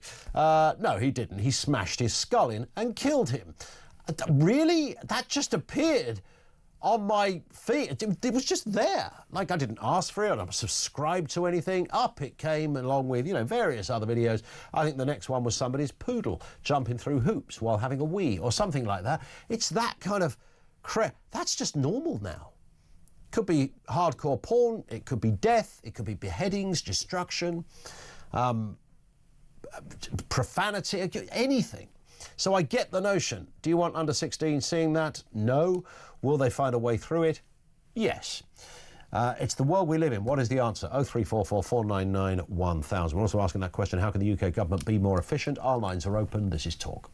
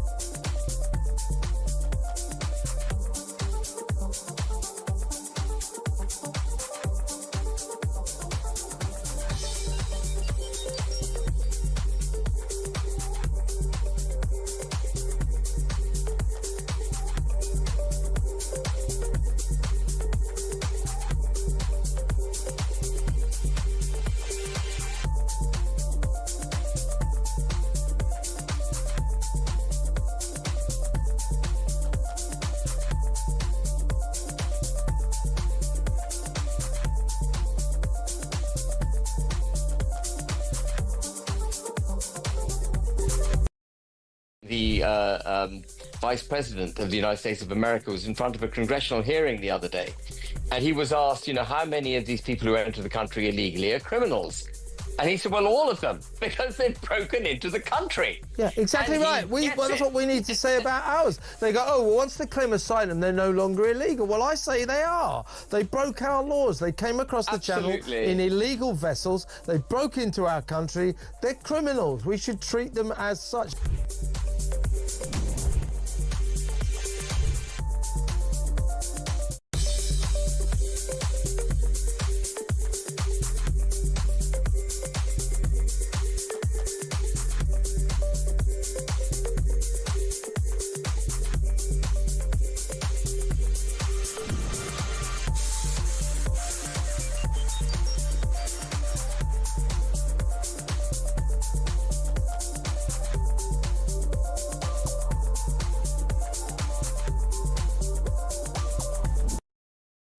Across the UK, on DAB+, on your smart speaker, on your smart TV, and on your side. This is Talk. Sorry, I've just got some chocolate in there. I've just been given a Polish piece of chocolate. When people say you're very anti-EU, aren't you, Collins? No, I've just eaten some Polish chocolate. I mean, if that doesn't seal your EU credentials, I don't know what does, frankly. Get on to Ursula. She'll confirm it. This is David in Gloucestershire. David, how are you doing? Good afternoon, Ian. How are we? I'm very good, thank you. Yeah, what are your thoughts on this? Government efficiency. Well, I just think that, when you look at an operation like Tesco's, they've got a 65+ billion pound turnover every year. Yep. They don't have strikes. Everything runs smoothly. Yep. Everything happens. Their procurement must be fantastic because otherwise they wouldn't make any profit. True. So surely the government have got to go along to see an operation like that and say, well, how are you doing it? Well, you would think so, wouldn't you? I mean, and by the way, I'm sure there's some people who will tell other stories. It's a good employer. People like working for them. It's a well-oiled ship. They've got loads of experience, a bigger staff force, make loads of money. Don't lose the money. They make loads of money. You need the bloke from Tesco to run the civil service, right? But, of course, the unions are the problem, David, I sense. And they've already chirped up on this one, saying we are opposed to efficiency cuts. Well, I guess so. I know this unions, but why do the unions have so much power within the government and everything? I know you got, I don't begrudge a union, etc. I mean, my sister works within the NHS, and she's a rep for the union, and she raves about it. But she works damn hard, and gets on with it. And a few stories she could tell you, it's unbelievable. But hey ho, we won't go there. But but you look at any of these multi-billion pound operations, if it doesn't pay, the main man goes up the road, and that's it. Anybody else goes up the road, don't they? That's very sort true. it out. And they operate 7 days a week, 365 days a year, 24/7. So they never have strikes. You don't see Tesco's all shut and all the workers outside going, hey ho. Why are we unable to make that very obvious comparison to the way that our world runs? It's the comparison. It's the number one comparison would be if this was in the public sector. I know in the private sector, I know people say it's a tired old cliche and it's a false equivalence, and maybe some of it is, but not all of it. I mean, there is something in that if you have sort of something that's target driven, and no one wants to live their entire life on targets, although I've worked in that world forever, but yeah, I mean, that's what it really needs, David, isn't it? You need something where you can give a greater impetus into the importance of someone's job and the consequences if they don't do it properly. Well, if you look at John Lewis as an ideal example, don't all their staff, or Waitrose, all their staff work for the business and they've got shares in the business? Yeah, there's a share-based cooperative, isn't there? If the business is doing well, the staff do well, and I think it should be the same with the civil service. Surely. There it is. Makes sense. David, great call. Thank you very much indeed for that. Matt says the only reason the civil service has gone down is because companies have moved to the private sector, like BT, BG, trains, water, etc. That's a very good point, actually. You don't need all of those departments because they're no longer public owned. That which brings me on to another point about government waste, the big contracts that are handed out for in the private sector, these huge government contracts that are worth hundreds and hundreds of millions of pounds. it always seemed to favour the person that's got the contract. You know, if the government want to break the contract, they've got to pay like £1 trillion or something. You think, really? Surely the government put all the strings on this. I mean, these big corporations, the sort of G4S kind of capita type setups, their only clients are governments. They don't have any other clients. They don't require my services, or I don't require their services or yours. It's just big conglomerations and mostly governments or local authorities, etc. So you think the local authority could go, no, I'm sorry, to supply toilet paper to every school lavatory in the land is not a £200 million contract. The toilet paper comes to 80 million and the cost of labour comes to 40 million, so we're not going to pay you 200 million, we'll pay you 150 million. How does that even work, that kind of stuff? I think it's another area where no one, because that will be civil servants to a degree, crunching the numbers and coming up with an arrangement for the private company. I don't think they know. I don't think they realise you don't have to pay that amount. Steve's in Scunthorpe on voice coaches. Steve, afternoon to you. Good afternoon. What are your thoughts on this? Well, a voice coach, I think, teaches. So children are taught at school. Yeah. So why were all the schools closed, and why did they push for these schools to be closed? Yeah. And the other thing is, why couldn't it be done on Zoom? Why do you have to be in the room with somebody as a voice coach? Yeah, I mean, it might be preferable, but it's not. It's not absolutely necessary. I've done sessions with people, as you sometimes do in this job, teaching various characters to be prepared for interviews and that sort of thing. You don't need to be in the room. I mean, if you're doing a singing lesson, it might be handy that you get to hear the person's capabilities, that they are, you're standing next to them. But for a voice coach for a political speech, you don't need to be in the room. You genuinely don't. No, it's like driving a car. If you drive at 60 miles an hour, you're more likely to have an accident if somebody jumps out. If you drive at 30 miles an hour, you're less likely. And the same with, there was an epidemic going, we were all shut down, so you think, perhaps somebody shouldn't come round, I'll do it on Zoom. Yeah, and as the leader of the opposition, he could hardly have been unaware of the rules of the land. No, so it's a load of baloney. It's a load of baloney. Steve, thank you very much indeed. Steve in Scunthorpe. One on cycle lanes here. Dora says, here's what's happening in my town, apparently costing several millions of pounds for quite a short stretch from the canal towpath on the existing road stroke pavement. Can't remember seeing many cyclists on this stretch in the last 10 years, but lots of pedestrians who are now going to be squeezed onto a much narrower pavement. Our roads are in a disgraceful state, but this has been given priority. Where has the money come from? And who was consulted prior to plans being passed? You almost believe in conspiracy theories when you read this kind of garbage. I mean, it's just utter nonsense. There's no other area where you would be able to get to get past the heady regulations of a council budget, where all sorts of departments are all vying for, can we have we want to build a kids' park, and they'll go, well, you can't build a kids' park, there's 1-2 miles away, so that's close enough for people to get to, and we want to put up more lampposts on the outer skirts of the town because it's a bit dark at night. Well, no, but it's fine because you don't get pedestrians there, we don't have to, and we want to build a cycle lane costing millions of pounds. How many people are going to use it? Oh, probably about 1% of the population. Sorry? You want hundreds of millions of pounds for 1% of the population? There's no other area that you would succeed in being given that money for something that is utilised and applied to such a small percentage of the population. If you were going to ask for that money, you'd have to be you'd have to be over 50%, right? I would say, to satisfy the criteria for being given the cycle lane money.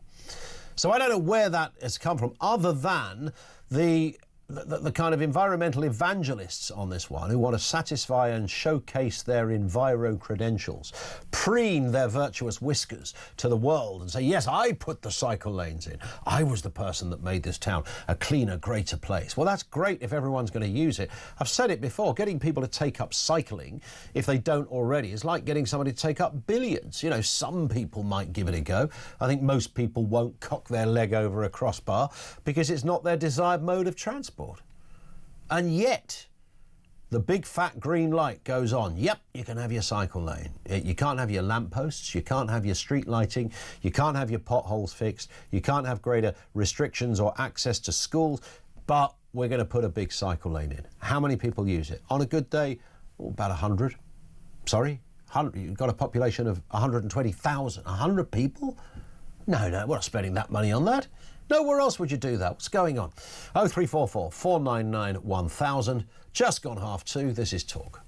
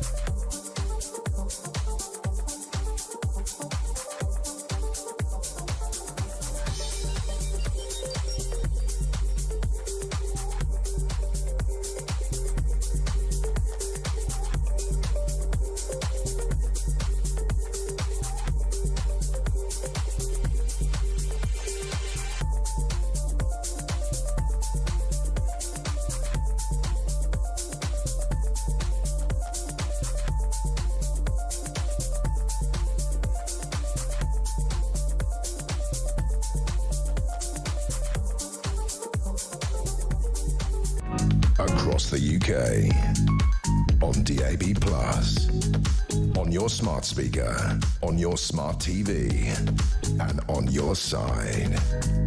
This is Talk. It is Talk. 0344 499 1000. 25 to 3 on Talk. Let's move to this story. The Met Police seized over 1,000 stolen phones and arrested 230 suspects in a week-long operation, which is to target London's, this is just London, remember, £50 million a year phone theft epidemic. The Deputy Mayor, Kaya Koma-Schwartz, has called on tech firms to make stolen phones harder to resell. And let's speak with former Scotland Yard Detective Inspector Hamish Brown, MBE, of course. Hamish, good afternoon to you. It's funny, isn't it? You know, back in the day, as it were, this wasn't even a crime because phones didn't exist. People have always lifted stuff out of people's pockets and tried to snatch bags, etc. But this is almost in another territory. £50 million a year in one city. Good afternoon. Yes, good afternoon to you, Ian. Yes, certainly it is big business. And I am relieved that the Metropolitan Police in particular are doing a proactive operation on this. I was on, I think it was this channel and other TV channels I appear on, talking about shoplifting recently, and where certain members of the public, well, which could include me, incidentally, are disappointed, if not incensed. Police aren't doing anything about crimes openly taking place. Well, they are doing something about this, and I think it's a matter of credibility. And I think it's a matter of playing to those people who, like police in the first place, don't lose their support. And with some of the things they're doing, and I know there are manpower issues and goodness knows what, but this is proactive and it is a step in the right direction. So well done for that. And I think you've got to remember, you've mentioned the cost, but how about the personal cost, the people who lose mobile phones? I mean, I'd be devastated if I lost mine. I wouldn't know where to start. I know, it's just, we're bereft without it, of course. Yeah, and I, like other people, I suggest, and I openly admit this, you know, you can go and give advice to people. But I was in London a couple of days ago. I live some distance from London now. But I stand on street corners and use my phone, and it's almost a natural reaction now. And you don't give it consideration that someone might go and nick it. So the public have to be aware. I mean, there's a crime prevention message here as well, but also the police to do something about this.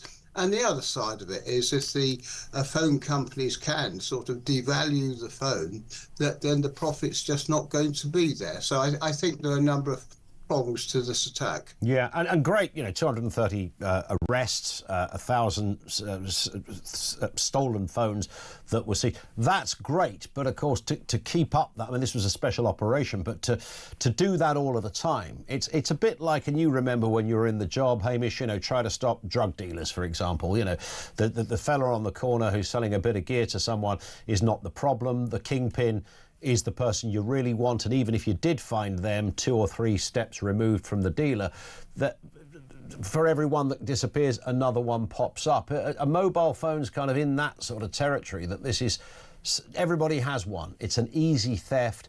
It's, you know, with the best will in the world, it's never going to be tackled. Well, the police have to be realistic about this. They've got X number of staff. They've got so much crime to deal with.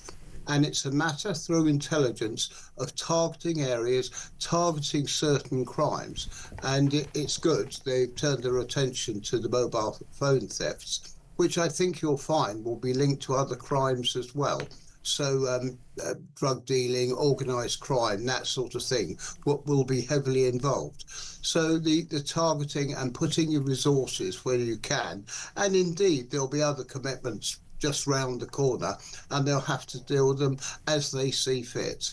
But good for them. They've got finger on the pulse with the mobile theft phones. Indeed. Well, let's hope so, and the pressure, to a degree at least, is kept up somewhat. Hamish, can I just ask you about this story as well? Look, whenever there's a protest, and the difficulty with policing budgets is that police don't always know when there's going to be a protest, so somebody puts in an application to have a protest, as you have to.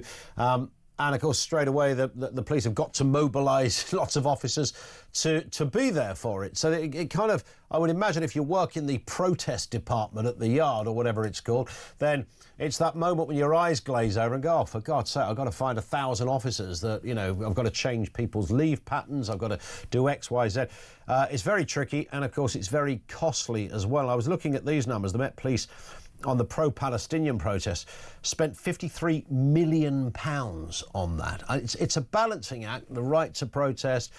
This happens to be the pro-Palestinian march, Just Stop Oil, you know, all of those protests cost money in policing. It's an eye-watering amount, of course. What's the answer to this? Do they just have to swallow it, that that's how it works in a democracy?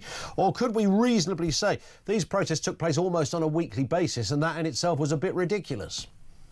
Well, this rather conveniently moves on from our previous conversation about mobile phones and the use of resources. And it's the public order branch who will be responsible for this. And if they're suddenly faced with a problem, and if particularly with London, I know each force has their own problems, but if there's a problem anywhere in the world, people tend to demonstrate about it in London. So it does fall to the Metropolitan Police to deal with demonstrations, to deal with protests, and they have to deal with them best they can. I don't think it really matters whether it's Palestinians or what have you. What they will do is grade each particular demonstration and put the correct resources there. And it doesn't just stop at protests, by the way. Football matches are entirely in the same situation, because there are certain classifications. I'm not going to go name teams because I'll upset people, whatever team they follow. But there are certain teams who have a reputation, or the fans have a reputation anyway.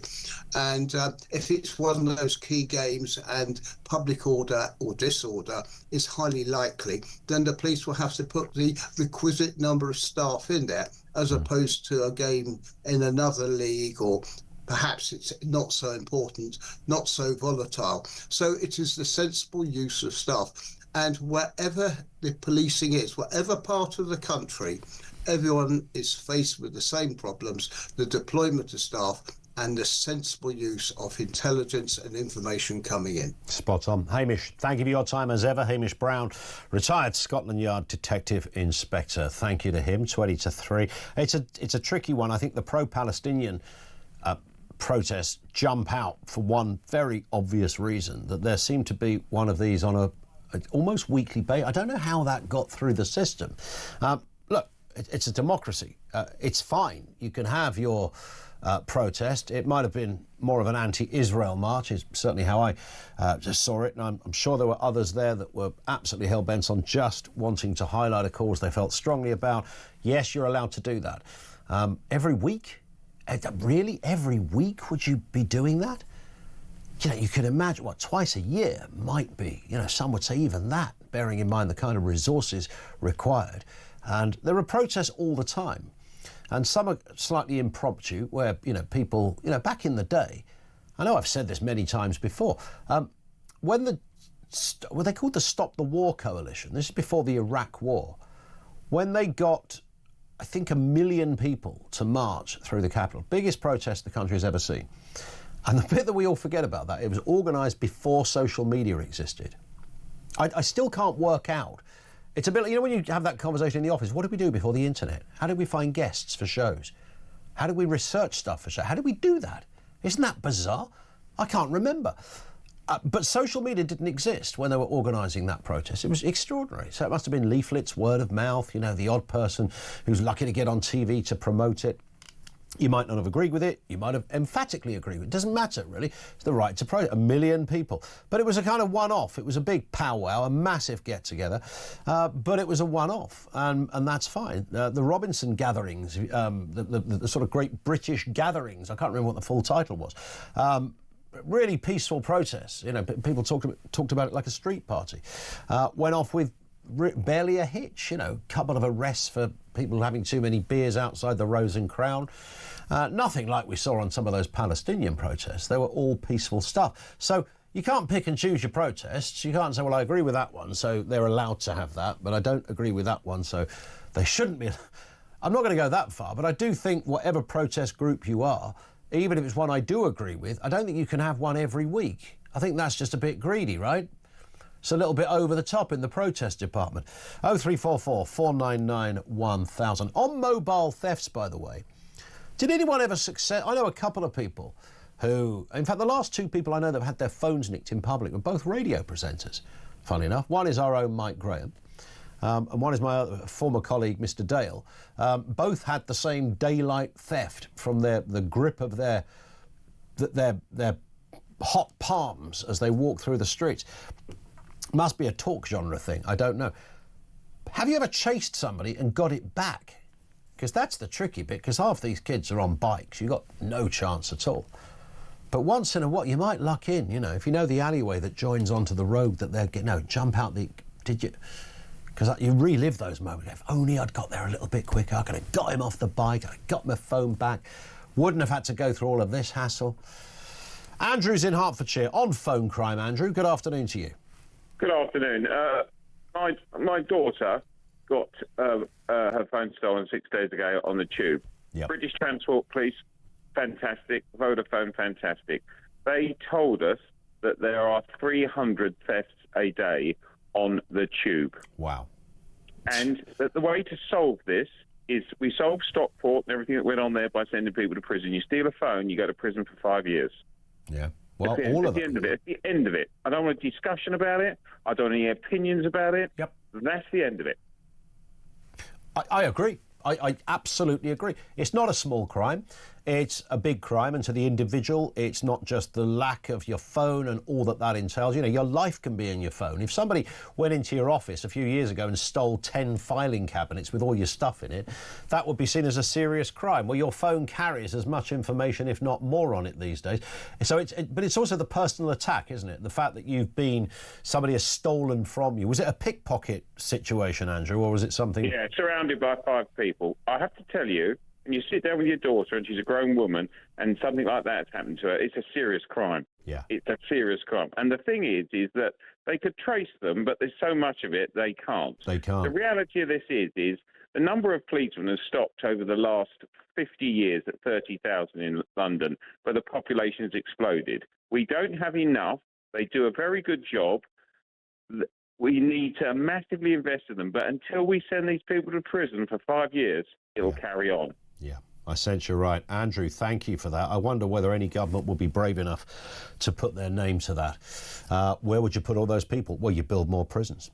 Stuart says age restrictions for children on social media is nothing more than a Trojan horse for removing privacy and anonymity, as the only way to know you're not allowing a child to use X or Facebook is to verify every user. Exactly what Starmer wants. Oh, this predates Starmer, Stuart. This way predates Starmer.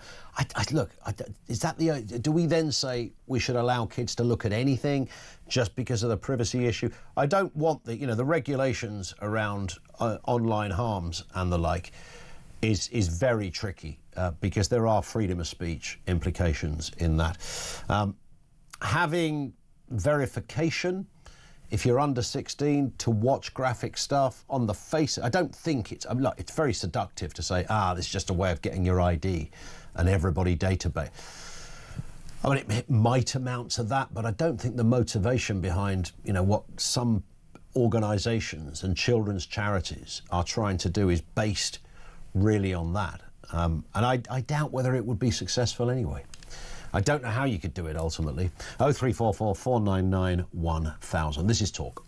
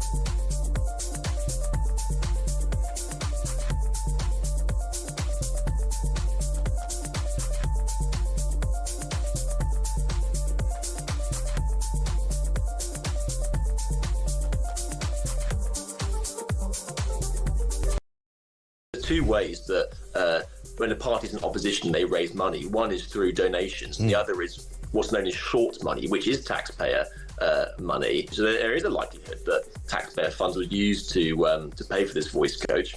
It could obviously be donations on the other hand, but I guess that's almost sort of missing the point here. You just know that if the shoe was on the other foot, this was the Tories doing this, Labour will be getting up on their high horse, as they did when they were in opposition, and demanding answers. And so I think that the public can expect the very same to be posed to Keir Starmer.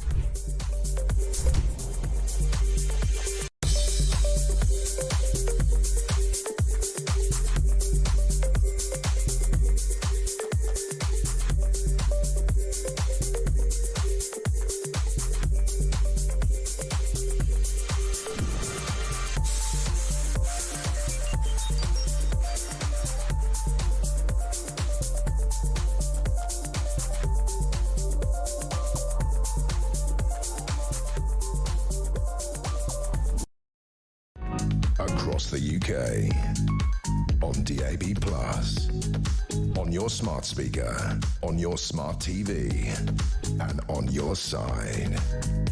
This is Talk. It is Talk, 0344 499 1000. We've got the voice. It's a brand new voice on the Voice of Doom. It's day one of a new mystery voice, always with a political vibe. So here's the big question. Who is this? Business confidence has collapsed. Oh, now that might be tricky. But I know what you lot are like. You know, every now and again, some very diligent, studious kind of political anorak goes, I know exactly who that is. And bang, it's gone. Here it is again. Business confidence has collapsed. Don't phone in, there is no prize. You can message in if you want to join in with this. That's fine, 87222. If we get a correct answer in about the next 10 minutes on 87222, we'll reveal all. If not, it rolls over to tomorrow. Here it is again. Business confidence has collapsed. Who's that then? Any idea? 87222. All will be revealed, but only if we get a correct answer. Back to government efficiency. Jason is in Sheffield. How are you doing, Jason? Not too bad. How are you? Good as gold at this end. What's happening? Yeah, it's about government efficiency. Yeah. What I need to look at is how councils panic spend at the end of each financial year to get rid of their budget so they get the full budget the following year. So they can keep the budget as it is. Yeah, good point. Yeah. And they sort of do things, vanity projects all over the place towards the end of the financial year. You'll always see a new flower bed in April, right? Yeah, but they never fix a pothole. Do you know why? Go on. Because there's a separate government fund to fund county councils to fill potholes. So we're not going to fill potholes with that money at the end of the year. So the county councils, rather than the local councils, are responsible for potholes. Is that right? I think overall it's the county councils. Yep. And then I think the local councils are allocated money by the county councils, as I understand it. Yeah. And to put something a bit tongue-in-cheek in about what you said earlier... Go on. If the government want to save money, maybe they should... I mean, there's a few departments they could get rid of, couldn't they? Yeah. The DAAM department could get rid of. Go on. Who are they? I'm going to get... I hope I don't get blacklisted. I'm not going to swear, it's all right. I hope I'm not going to get blacklisted. Don't worry, we're ahead of you on this one, mate. I can't say that anymore, can I? Sorry. I can't... I forgot I couldn't say that. Oh, right. No, you can say blacklisted. Oh. Yeah. Can I? Yes. Well, they went to the Isle of Listed and found all of those people who were not offended by the word. Oh, right, that's all right then. Yeah. Anyway, the referendum. DAAM, on what you were saying earlier, is the Department for Alcohol Abuse and Masturbation. Oh, I see. The one that I talked about. Yeah, get shot at that department, because we don't need that one, do we? No, we don't. Thank you very much. Jason in Sheffield, I could have replied with so many options there. All would have been rather grim dad jokes, but let's not go there. Richard says, I live in Bromsgrove and the council have been given millions of pounds to do exactly what you've spoken about, putting walkways and public accesses down the side of main roads, which has meant the felling of trees and many matured plants. Yes, there's a big thing about... I mean, I know you need roads. You want people to walk, but there does seem disproportionality. And when you throw a cycle lane into the... I love a cycle lane, but who doesn't love a cycle lane? Well, cyclists, really, because they're not rarely in the flipping things. David is in Exeter. David, how are you doing? Very good, Ian. Local elections being cancelled, yeah? Yeah. With the view to go to these big super unitary authorities, yeah? Yes. So I'm speaking from experience as a former borough councillor in the Midlands. Okay. And we were pitched this by our then Conservative leader to then take us into what would be the Birmingham Super Unitary Authority, and we resisted it. There was a few of us that were anti-EU that said no to it. Right? Was it just too big? Was that the prime reason? Well, the gambit we were pitched was, believe it or not, from a Conservative leader was, listen, this is going to be great, guys. We can borrow more money. And we said, well, our authority is actually in credit at the moment. We've got a slight cash surplus because the previous leader had been very, very, very good with the way he led the authority. Yeah. And we said no to it. No. Proper Thatcherite sort of version of it. Now, the point I want to make now is, so bringing it into the now, is that the unitary authority is exactly the same if you look at the geography and the mapping, right? So the government have released a series of maps and a big paper on this. And the point I'm making is, and this is where everybody needs to prick their ears up, because it's a jurisdictional issue primarily, that you're going to strip out the county councils and the borough councils, right? You're going to strip out the fabric of England, Scotland and Wales and Northern Ireland. You're going to go to these super unitary authorities. Now, this is where it gets really ironic. And, well, it's not ironic, that's not the right word. Really quite worrying is that if you overlay those maps of the super unitary authorities that they're now ramming through by suspending the democracy, they're exactly the same as what was perceived in 1975 with the administrative units that were going to be EU.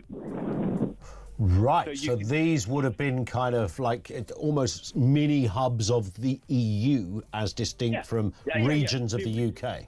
The original concept was to regionalise the EU. That's right. I don't remember it in the 70s. I remember reading about it subsequently. So you have these kind of local governments, and in fact, they're regions of the EU. Well, no, they're not governments. They're administrative units. Right. Understand the difference. We're talking about stripping the democracy out and going to administrative units. So they're actually, the clues in the title, Labour are suspending the democracy of borough and county. And putting it elsewhere. Listen, I've got to step in for no other reason, Dave. We could talk more on that, but the news is upon us. Thank you. It's a great call. Leave that one hanging. Here's the voice of doom. Business confidence has collapsed. Who is that? Maybe we'll find out on the other side of the news at 3 o'clock, which is next.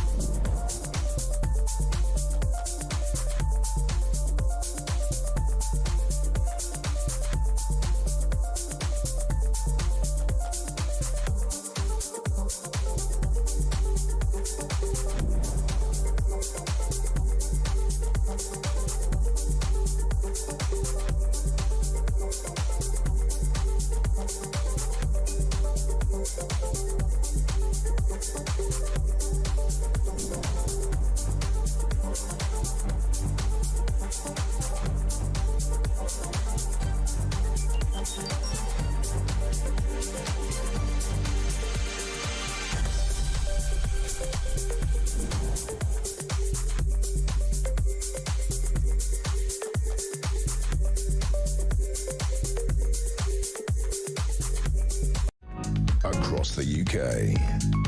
On DAB+, on your smart speaker, on your smart TV, and on your side. This is Talk.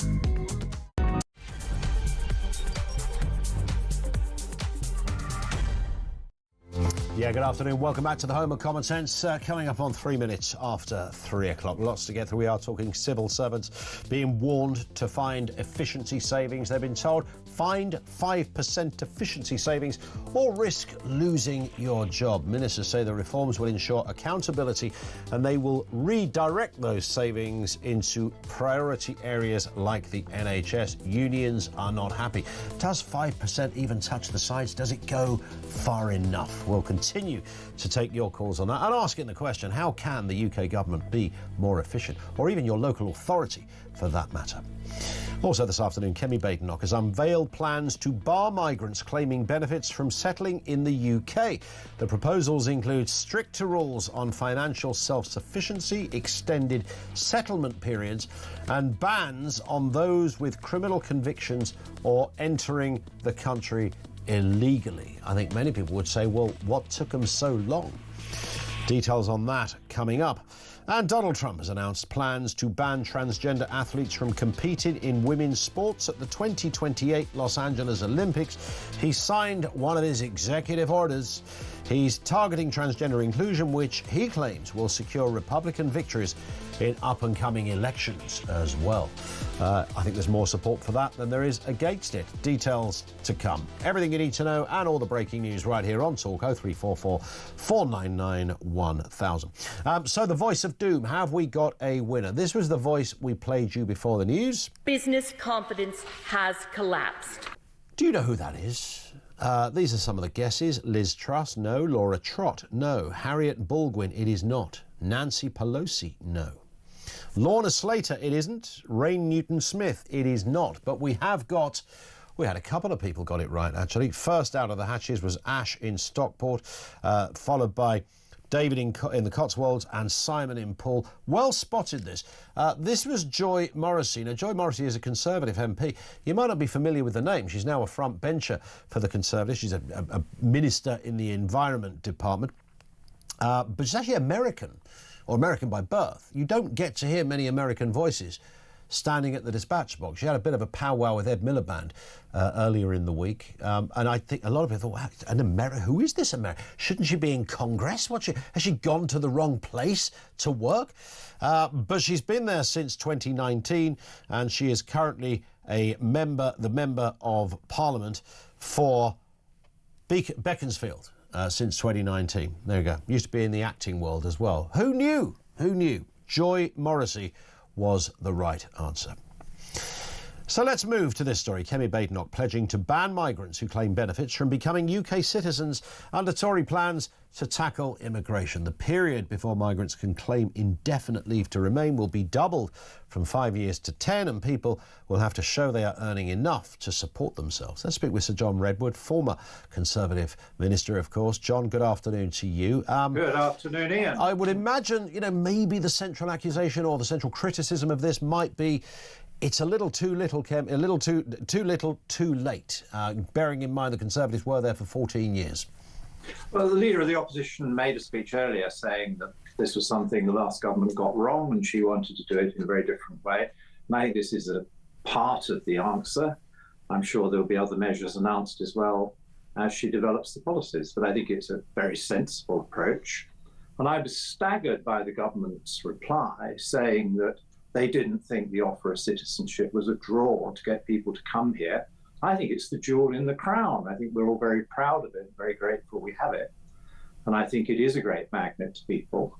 And what she's saying is if you come in on a temporary visa, a short-term visa, if you come for a low-paid job, that doesn't buy you entitlement to become a citizen. I think that's absolutely right. People, of course, overstay their visas, and that's perhaps another issue that we could look at another time. I guess, John, perhaps one of the problems that the Conservatives will have here is that this is territory that's now well and truly been hoovered up by reform. And anything that the Conservatives say, or Labour say, is going to look, rather pale in comparison to far more robust responses on immigration from Nigel Farage and his party? Well, Nigel Farage has made a lot of the weather on this, and of course it's much easier for someone who's never been in government, because when you get into government there are compromises and there are laws and constraints and all the rest of it. So I think some people will obviously like the firebrand approach, but I think lots of other people will say, this is the leader of the opposition, this is a woman who leads over 120 members of parliament, who has a chance at the next election to form the government. So it is most important and very welcome that this new team want to do the right thing on immigration, wherever the influences might come from. And the more they put out their policies that can work, the more chance we have of a government in a few years' time that will make it work. We're certainly not going to get it from this government. It's always a balancing act, isn't it, with immigration? I'm sure you remember when you were in government that subject would have crossed the cabinet meetings from time to time as to, you know, what happens, what is the official line on it, you know, how many people do you need just to keep the cogwheels of the economy turning. We keep hearing that as one of the major reasons. In fact, there's an acceleration almost on that story because, you know, low birth rates in the UK, some argue we need migrant labour to fill those gaps. That's an economic reality. Is that true, or is that just an easy way out for those who can't be bothered to solve a problem? Well, that was one of the main reasons why Conservative ministers didn't control it as much as many of us wanted to. I was always on the other side of that argument. I was saying that I think inviting people in to do very low-paid labour on temporary visas is a very bad model, and that we need to train people and we need to get the wages up in some cases in the UK so that these are jobs that people want to accept and then think they're good jobs to have. And I remember working with ministers on an example where we were chronically short of drivers coming out of COVID, so many things being delivered to homes and so forth. And there the government did get behind getting more people trained as van drivers and lorry drivers and encouraging the industry to put pay up. And it worked very well, and pay went up quite a lot, particularly for the long distance truckers. Yeah. We recruited more, and we didn't need then to resort to an awful lot of cheap labour coming in on temporary visas. So I think that's the model which they should adopt much more widely. The Treasury has always been very wrong on this, because the Treasury has said, oh, get some more people in to do low-paid jobs. It keeps inflation down, it adds a bit to GDP. But it doesn't actually add to the wealth of the nation, and people who come in on very low wages need an awful lot of free services and an awful lot of financial help with housing. Yeah, so a false economy right there. On the wider point, John Redwood, in terms of Kemi Badenoch's position on this, what do you say? It's early days. She's only been there half an hour in this new job as leader of the opposition. What is going to be the Conservatives and her USP, if you like, on this? You know, what's going to stand her out and stand the Conservative Party out when it comes to both local elections? They're just around the corner, fewer of them than we thought yesterday, but they're around the corner nonetheless. And then 2029, another general election. There's got to be something, isn't it? The Conservatives have got to fight. You know, they used to be, you know, the party of law and order, the party of fiscal common sense and all of those things. And that's kind of somewhat diluted. I know a long time in power is a double-edged sword. It's great to get your policies through, but of course people can sense fatigue. How can the Conservatives really turn it around? Well, my advice to her, and I wish her well, is that I think they need to have a really good offer to support people who work hard, who want to save, who want to pay their own way, who want to make things available for their own families. They need to have a package for the self-employed, for the small business people. And those groupings have been very badly damaged by the last budget and weren't as well looked after by the previous Conservative government as they should have been. And I think that would then be the way to show people that we are true Conservatives again, and that we do believe in wider ownership. We do want people to have a chance of buying their own home. We want people to have their own savings for a rainy day. We want decent pension provisions saved for by the individual and the family. And that means looking after those groups of people, not taxing them to death, not regulating them out of the world, but showing that the Conservative Party is very much on their side. And I think that's what she might want to do. Do you think, I mean, looking to the United States, talking to many Republicans, certainly over the last year or so, the kind of Reagan era and what you've defined there is sort of very sort of Thatcherite, basic, just general common sense conservatism. But the many Republicans now acknowledge the Reagan thing is gone. That's no longer the requirement. The appetite has changed. It's moved into other areas. Do you think we're in similar territory? Well, I think there's some similarities with America, and clearly in America and here, people are very worried by the very high levels of migration and just don't think the country can cope with it all. And so she's moving to deal with that. But I think another big area which your program, I think, is interested in is we just need to do government so much better. Yeah. We've got a very expensive government, a very wasteful government, a government with far too many people not delivering enough of the services we want. And so I think the first party to have a really coherent program of how you change government for the better and get more value out of it will be the winners. I mean, Labour is saying it wants to do this, but I don't see signs yet of any policies that would do it. And they haven't even done the first most obvious thing, which is you, on day one, put a freeze on all new recruitment into the administrative and civil service posts so that you slim it down by natural wastage. I mean, the civil service is a third bigger today than it was in 2016. It doesn't seem to be delivering more. And the productivity of the public sector as a whole is down a massive 8.5% since 2019. So the 5% that Labour wants to get it up by from this exercise isn't even going to get it back to 2019 levels. Some would say, well, it's a start. You know, Rachel Reeves has acknowledged that there is a lot of waste there, and you know what the civil service is like, and I'm sure you're no different to every other former cabinet minister I've spoken to over the years.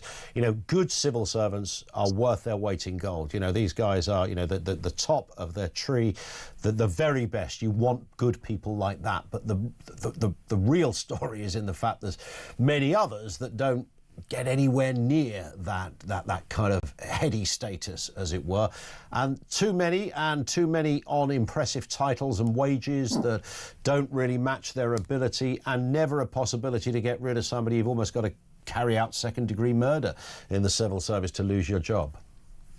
Well, that's right. And when I was a Secretary of State, I immediately imposed a staff freeze because I had far too many staff, and I knew it would work better when, by natural wastage, the more sensitive way of doing it, you got the staff numbers down. You may also need voluntary redundancy programs. I mean, I wouldn't recommend compulsory redundancy programs, but when you look at what Musk and Trump are about to do to the American administration, because they think they've got a very overbloated and expensive machine, they're being much more brutal. Yeah. And they are really telling an awful lot of civil servants that they're not wanted and not needed, and just trying to encourage them to leave. On that point, John, great to have you on as ever. Thank you. Sir John Redwood, former Conservative Secretary of State, with us on the programme. Thank you to him. Over to you, 0344 499 1000.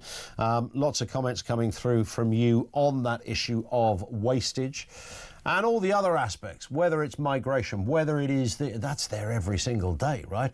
And the government efficiency thing, it goes into so many territories. I mean, the local authority stuff, and there's a lot of kind of cycle lane stories here, way too many to make these purely anecdotal. I mean, it's datum, but it's data. I mean, we have a lot of anecdotal evidence out there. I mean, hundreds of people go, well, my local authority, they've spent £10 million on cycle lanes and they've got rid of a park to make it happen. There is an almost evangelical approach to getting the two wheels going around your town. Steve's down in London on immigration, in Leeds, I apologise. Steve, good afternoon to you. Good afternoon, Ian. How are you? I'm good, thank you. Yeah, what are your thoughts? Just a quick one. Kemi Bagan up this new policy. We're going to stop migrants getting benefits and we're going to deport them, blah, blah, blah. She's one that's already said she's not prepared to leave the ECHR. Correct. And until you do that, we can't get rid of rapists because they've got a child who's transgender. We can't get rid of murderers because they might go to Spain and they might send them somewhere else. And these are murderers and rapists that we can't get rid of because the ECHR says, oh, no, he's got the human right to wear trainers and in this country they're not allowed to wear them. Yeah. How are we ever going to get anything through, any law? So what they do is they say they're going to do it to get voted in, and then when they get voted in, they go, well, we would have done it if it wasn't the ECHR. So it's just another excuse. It's just another lie. They know for a fact none of this will work until they get us out of that and we can make our own laws and say, right, this is what's happening. That's what Donald Trump does. in America, he does it. Well, yeah, I mean, it's just very simple, isn't it? To kind of just take something that is not working, and the Trump approach. And I know it's Trump, and he doesn't always succeed in it, but his direction of travel is, this is nuts, I'm going to change it. And it's that. There's a big difference here in America, yeah? The lawyers don't get legal aid to sue the government. So there's no incentive for them to fight against the laws in America, because they don't earn thousands fighting their own government paid for by the taxpayer to go through the courts and get rapists let off and everything else. Yeah. We need to stop legal aid for them, never mind stop benefits. Stop legal aid so they can't fight the cases. Yeah.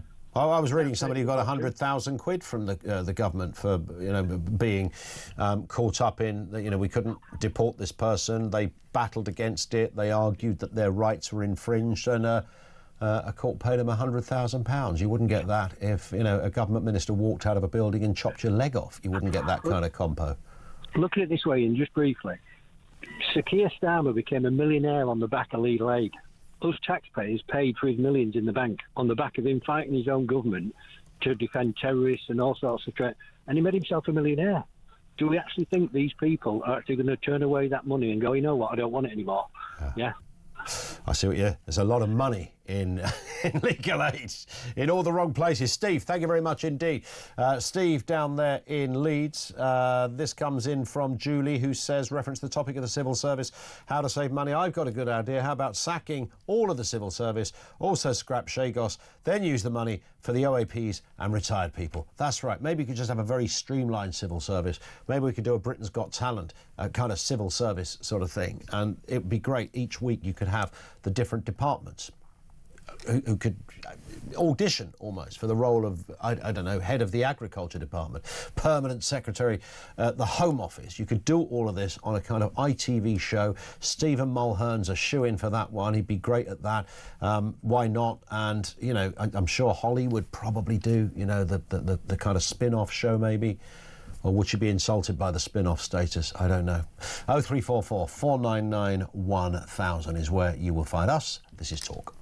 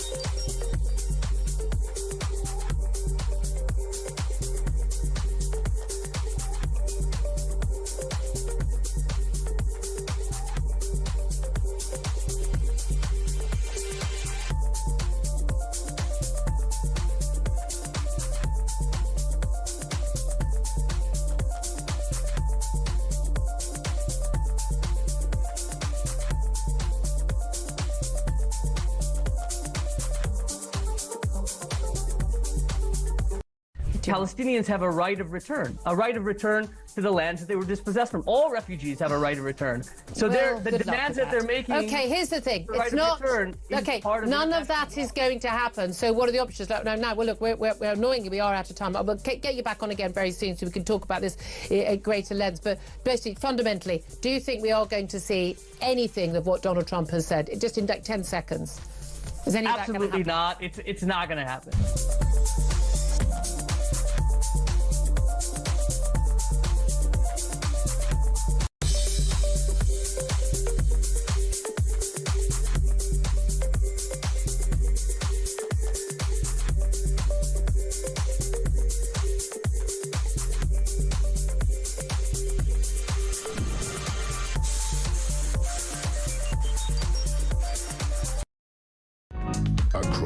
UK. On DAB+. On your smart speaker. On your smart TV.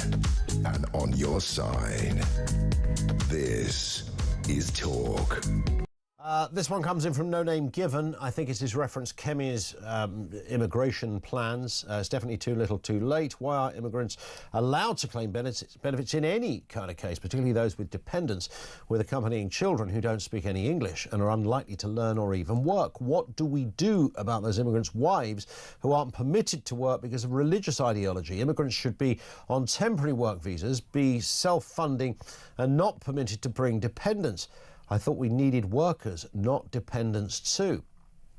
And it is a tricky one. If you let's take the extreme when you bring a doctor over, you know, a doctor's been given a 10-year job at a big impressive hospital in Leicester.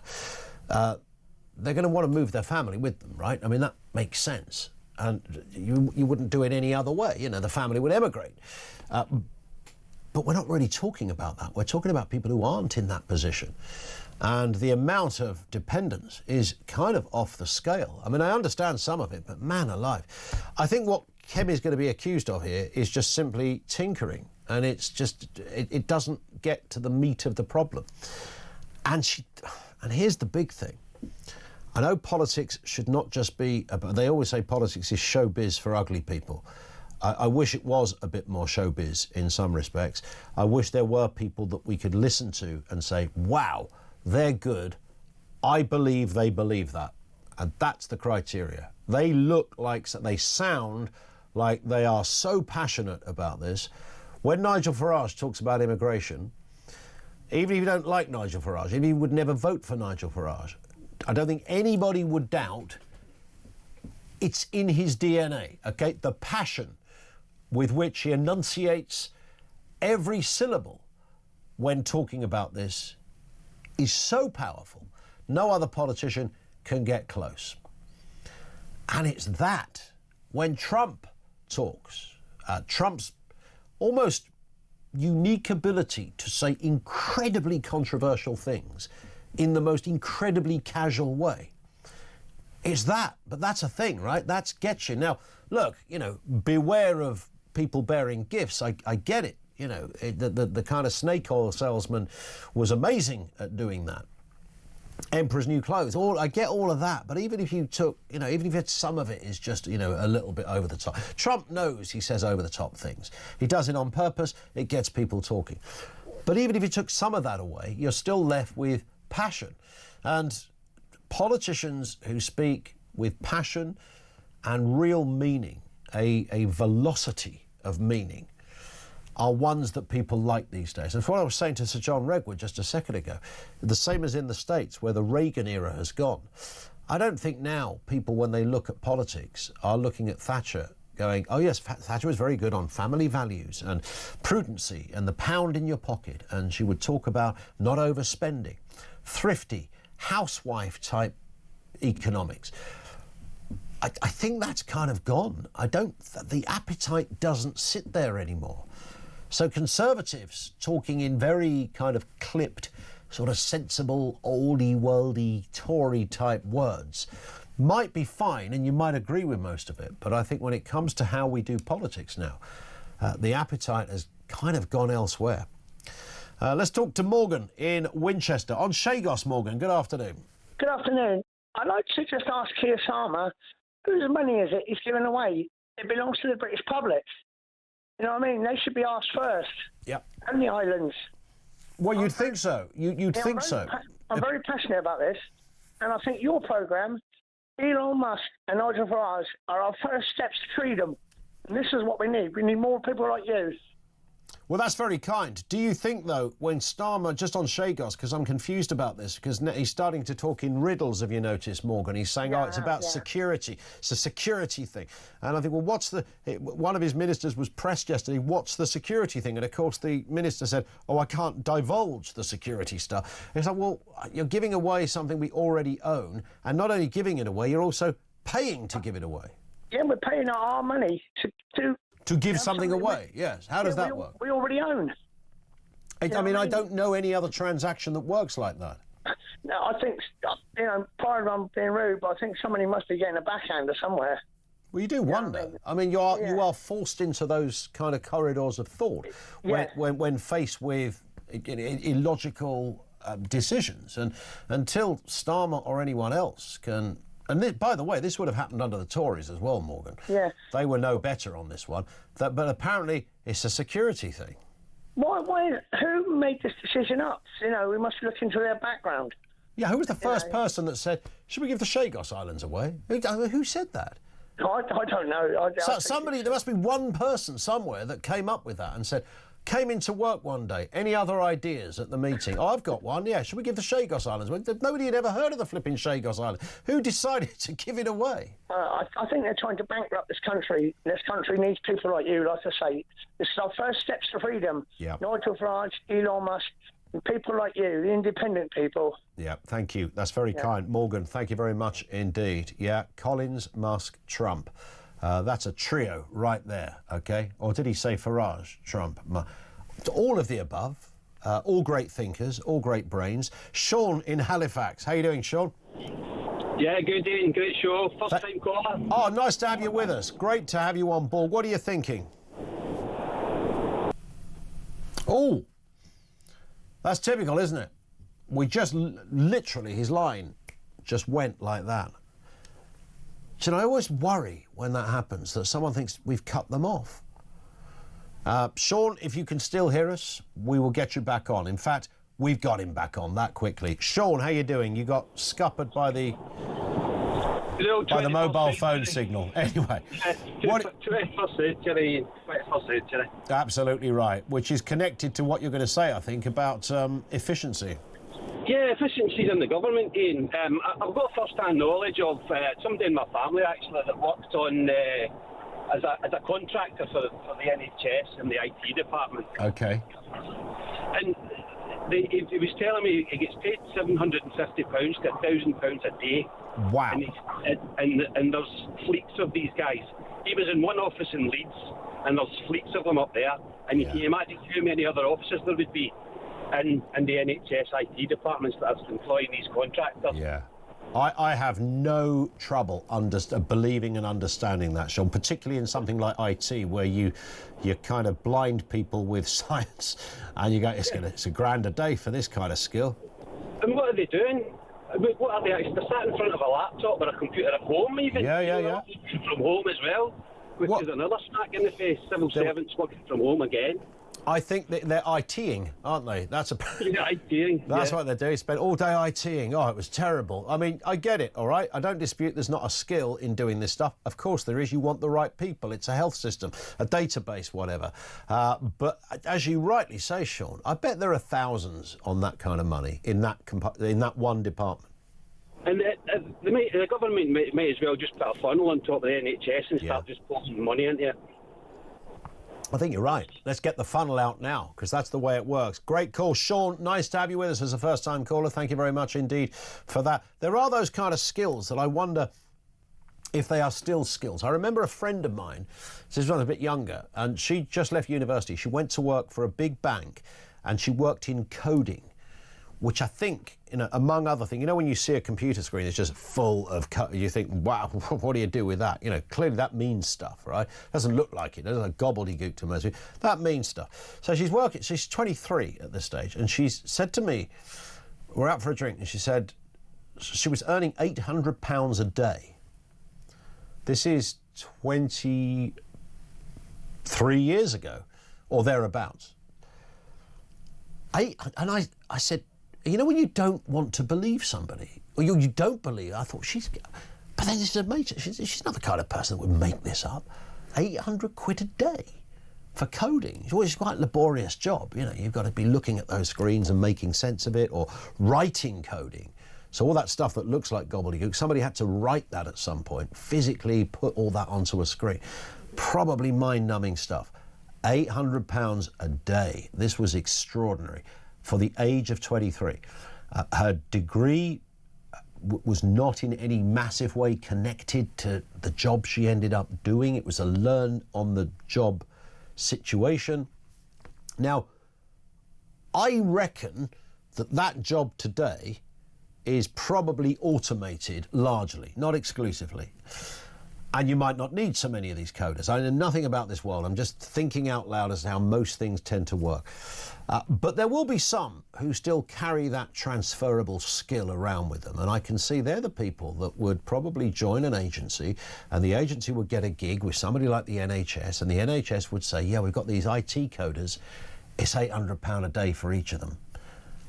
And they're still paying that old rate. You know what, years ago, to get a website built cost you about £5,000. Everybody knew someone who could just about do it. There were some rough ones. And, you know, they knew how to put it, because nobody else knew this, to do this stuff. Now you just go online, buy one. And if you know how to use a computer, you probably roughly know how to build a website without even knowing you know. All of those areas have become far more streamlined.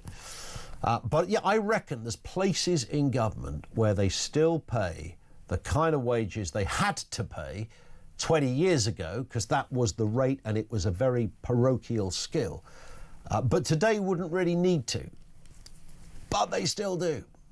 Classic example. Thank you to Sean. Thank you to Morgan. More calls on the way. 0344 499 1000. Just gone 3:30. This is Talk.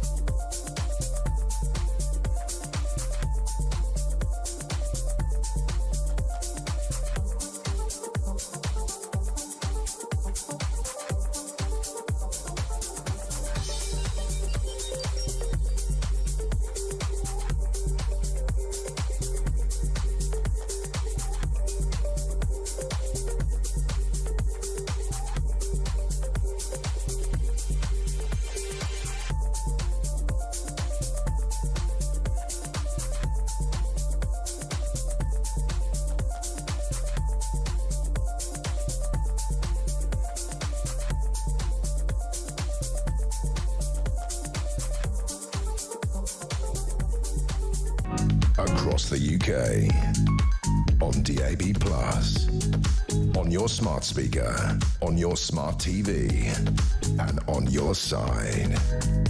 This is Talk. 25 to 4 on Talk. Kim in Birmingham says, I find it odd that a mobile phone is literally packed with technology that even 20 years ago would be seen as pure science fiction, but apparently phone companies cannot stop phones being used once stolen. Is this because of the millions of extra phones they sell when a phone is stolen? And that expensive phone insurance is now seen as a necessity rather than an option, which again the phone companies make millions from, make the manufacturers liable for thefts, and then see how quick the solution is found. Do you know, that's a great point. I look at my phone here and the levels of capability are insane. You can open a bank account recently on my phone and all security checks, everything was done via that, you know, uploading your ID, your Face ID on it, everything you need to know. In about 2.5 minutes, I think it was achieved. Just extraordinary. And that's just one obvious example. I can make a podcast, I can edit it, I can release it, apply the artwork to it, I can put it on Spotify, I can put it on Apple, I can do all of that, again, on a phone. But there's no way, apparently, with all the AI that's involved, all the amazing super tech that's involved, can they stop that phone working once somebody's half-inched it. I think Kim is right to be cynical on this. It does seem a bit extraordinary. There's no way to just make it go dead forever. That unit will not work ever. Somebody presses a big button at mobile phone HQ and liquid ink is released into your phone, and followed by some cement from a small transistor that sits in the back for emergency purposes, and it can no longer work, I wonder. Let's move to this story as well, something we've touched on many times. Donald Trump has declared war on women's sports Donald Trump has declared the war on women's sports over, I think that's slightly miswritten, but nonetheless. Anyway, he's unveiling plans to ban transgender athletes from participating in women's sports in the 2028 Olympics. This is in LA, of course. Trump said his new Secretary of State, Marco Rubio, will make clear to the International Olympic Committee that the American category rejects transgender lunacy. Let's have a listen to what Trump said this afternoon. Some people want men and women's sports, and some people don't. And I was with somebody yesterday who was so upset that the bill was signed where men cannot participate in women's sports. And I said, he's a very smart guy, went to a great school, was a great student, and he actually feels, that should happen. Men should be able to play, meaning transition into women's sports. But he's a good person and just believes it. He just believes it. Not going to be easy to convince him otherwise. So where is the middle ground? It's hard to have a middle ground. There's two ways. I mean, you can either do it or you can't. But I think a lot of good things are going to happen. A lot of people might be surprised to hear me say that, of all people, but I think a lot of good things are going to happen. You can either do it or you can't. Joe Bartosz is assistant editor over there at The Critic. Joe, good afternoon to you. Well, there he says it's a straight choice. You do it or you don't do it, according to Mr. Trump. Yeah, absolutely. I mean, there's no middle ground, is there, between somebody who believes they're a woman and whether you accept that or not. They either are or they aren't. And when it comes to this particular issue, the fact it's being presented as a trans ban is very misleading. Actually, this is a ban on men in the women's category and men identifying into the women's category. I always think, and I'm sure this isn't lost on you either, Joe, I wonder... I'd like to go back in a time machine and sit in a pub with a group of people. We wouldn't have to go that far back, by the way, but I'm tempted for romantic and illustrative purposes to talk about the 1960s, but it could have been, 2010, just to go back and talk to a bunch of people about this, and they would be scratching their head going, what? What are you talking about? It would be so nonsensical that this would even be something that was up for discussion. Nobody with a straight face would be able to understand what on earth this could possibly be about and why anybody else would have a different view. The idea of a 6'6" bloke playing football in a woman's team would be a former bodybuilder as well, perhaps, just to add to the illustration, would just be a nonsense, right? Just be a nonsense. Nobody would argue against that. Yeah, I mean, it is a nonsense, clearly. And it has been such a gift to the right. I mean, this shouldn't be a political issue of left or right. It should just be an obvious common sense truth. But because the Democrats have sort of gone in so hard for trans activism, it's been an open goal for Trump. So he's been able to stand there looking like a champion of women with a load of girls around him, protecting their rights, because the Democrats haven't. Yeah, spot on. And I mean, it really is that simple. And I'd love to say there's more nuances to look at, but on this particular subject, there isn't. Nobody wants to be horrible to people who identify whatever way they want to identify. I'm sure you're the same. We live in a democracy, not North Korea. You can call yourself whatever you like, frankly. What you can't do is change science, and you can't change reality. That's something you're not allowed to do, because that would be stupid. And of course, when it comes to sport, it's demonstrably unfair, and that's really at the centre of this too. Yeah, absolutely. I mean, if you look particularly in the States where it's so important, sports, it's sort of a national pastime, isn't it? They're a bit obsessed. And when you look at scholarships to get into university costs so much over there. I mean, it's not cheap here, but it's astronomical over there. So scholarships and things like that really matter. And we've seen men forcing their way into women's teams and then getting scholarships as a result of that, getting their education paid for. It is so fundamentally unfair. And we know that, if you look at your average high school student, elite, good athletes at high school, boys, can still beat Olympic women within the same categories. Yeah. Men are so much stronger once they've been through puberty that we don't stand a chance. That's why women's sports exists. Yeah, and there are some interesting stats. I think it was John McEnroe that appeared on the Today Show or something in the States who said, you know, the guy that's the 100th or something in tennis could beat Serena Williams. It's just as straightforward as that. Maybe not every day of the week, nobody's suggesting it, but generally speaking, that's the difference. He was making that point. And of course, he got shouted down by the presenters. You can't say that. He said, well, I can say that because it happens to be true. Yeah, of course it is. I mean, it's just as it's true that only women can give birth. Of course, on average, men are much stronger. And when it comes to the real outliers like 6'4" Leah Thomas, who's a man, and he participated in women's swimming against Riley Gaines. Yep. So she's become a campaigner now. And of course he beat her. And of course he will beat most women because he's 6'4" and a man. Yes. Everything about his anatomical makeup, his biology, and the physical elements of how our designs differ dictates that in all likelihood he was always going to win, right? I mean, it's simple as that.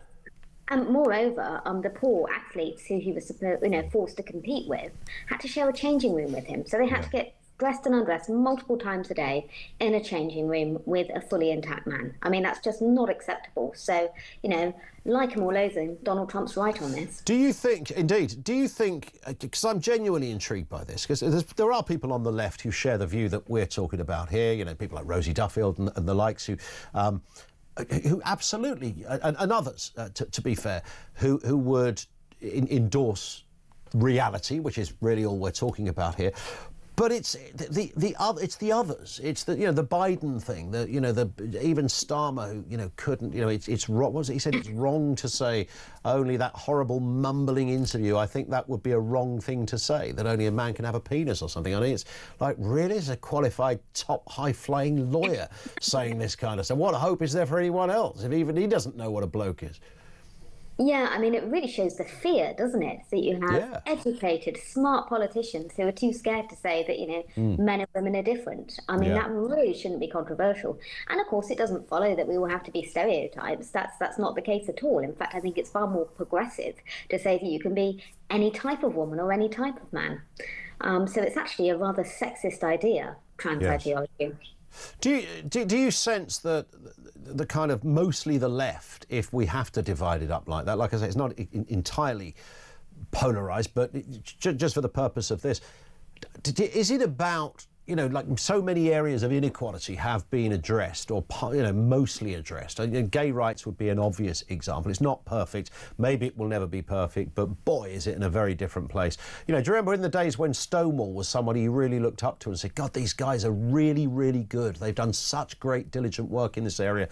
And then they ran out of things to do and thought, well, what do we do now? We need to find let's find another area of discussion. I know, we'll go for trans people, and it helps the funding keep coming in. And then, of course, corporations and organisations and sporting committees are terrified of being accused of an ism or being phobic about something, and they've and that's my only analysis really. It might be fairly crude, but I think that's broadly what we're dealing with here. Places have been scared to be seen as discriminatory, and so they've said, yep, anyone can join in with this, and of course a bloke with a penis that wants to call himself a woman is a woman. Yeah, I mean, I think that's sort of broadly correct. I agree, and I know that Stonewall got paid an awful lot of money the minute they became trans-inclusive in 2015. I think it was the Arcus Foundation who gave them a huge grant to do that. So yes, that has been a part of it. I also think there is something quite fundamentally going on with a shift in how people relate to one another that could be down to technology. So I think that sort of idea of being disembodied and feeling sort of disconnected from who we are as animals, if you like, is sort of leading people to think that they're just free-floating minds that can pop in and out of different bodies. It's quite a dangerous idea, but I think it's one that I think we have changed how we perceive ourselves and others. I think so. Listen, Jo, great to have you on. We will speak again, I hope. Jo Bartosz, who is the assistant editor over there at The Critic. Thank you to her. 0344 499 What? Sorry, him. No, her. I jest. 0344 499 1000. That's where you'll find us. More comments from you on the way. I think have we got Peter Cardwell on Drive? I think it's Alex Phillips is at the Phillips is in the house. There you go. Alex Phillips on Drive coming up after the news at 4. We'll chat to Alex before then as well. This is Talk.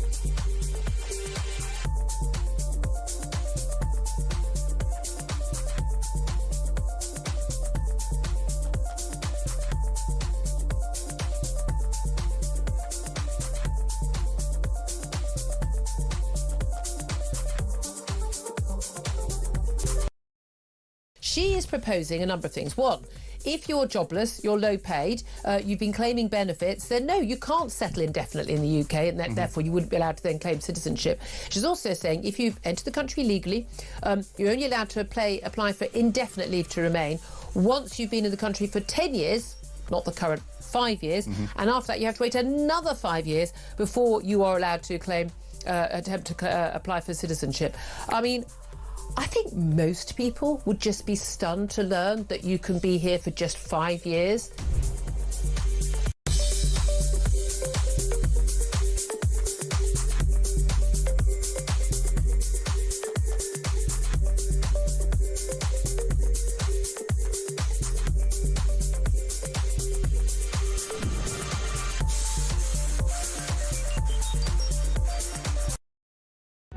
Across the UK, on DAB+, on your smart speaker, on your smart TV, and on your side.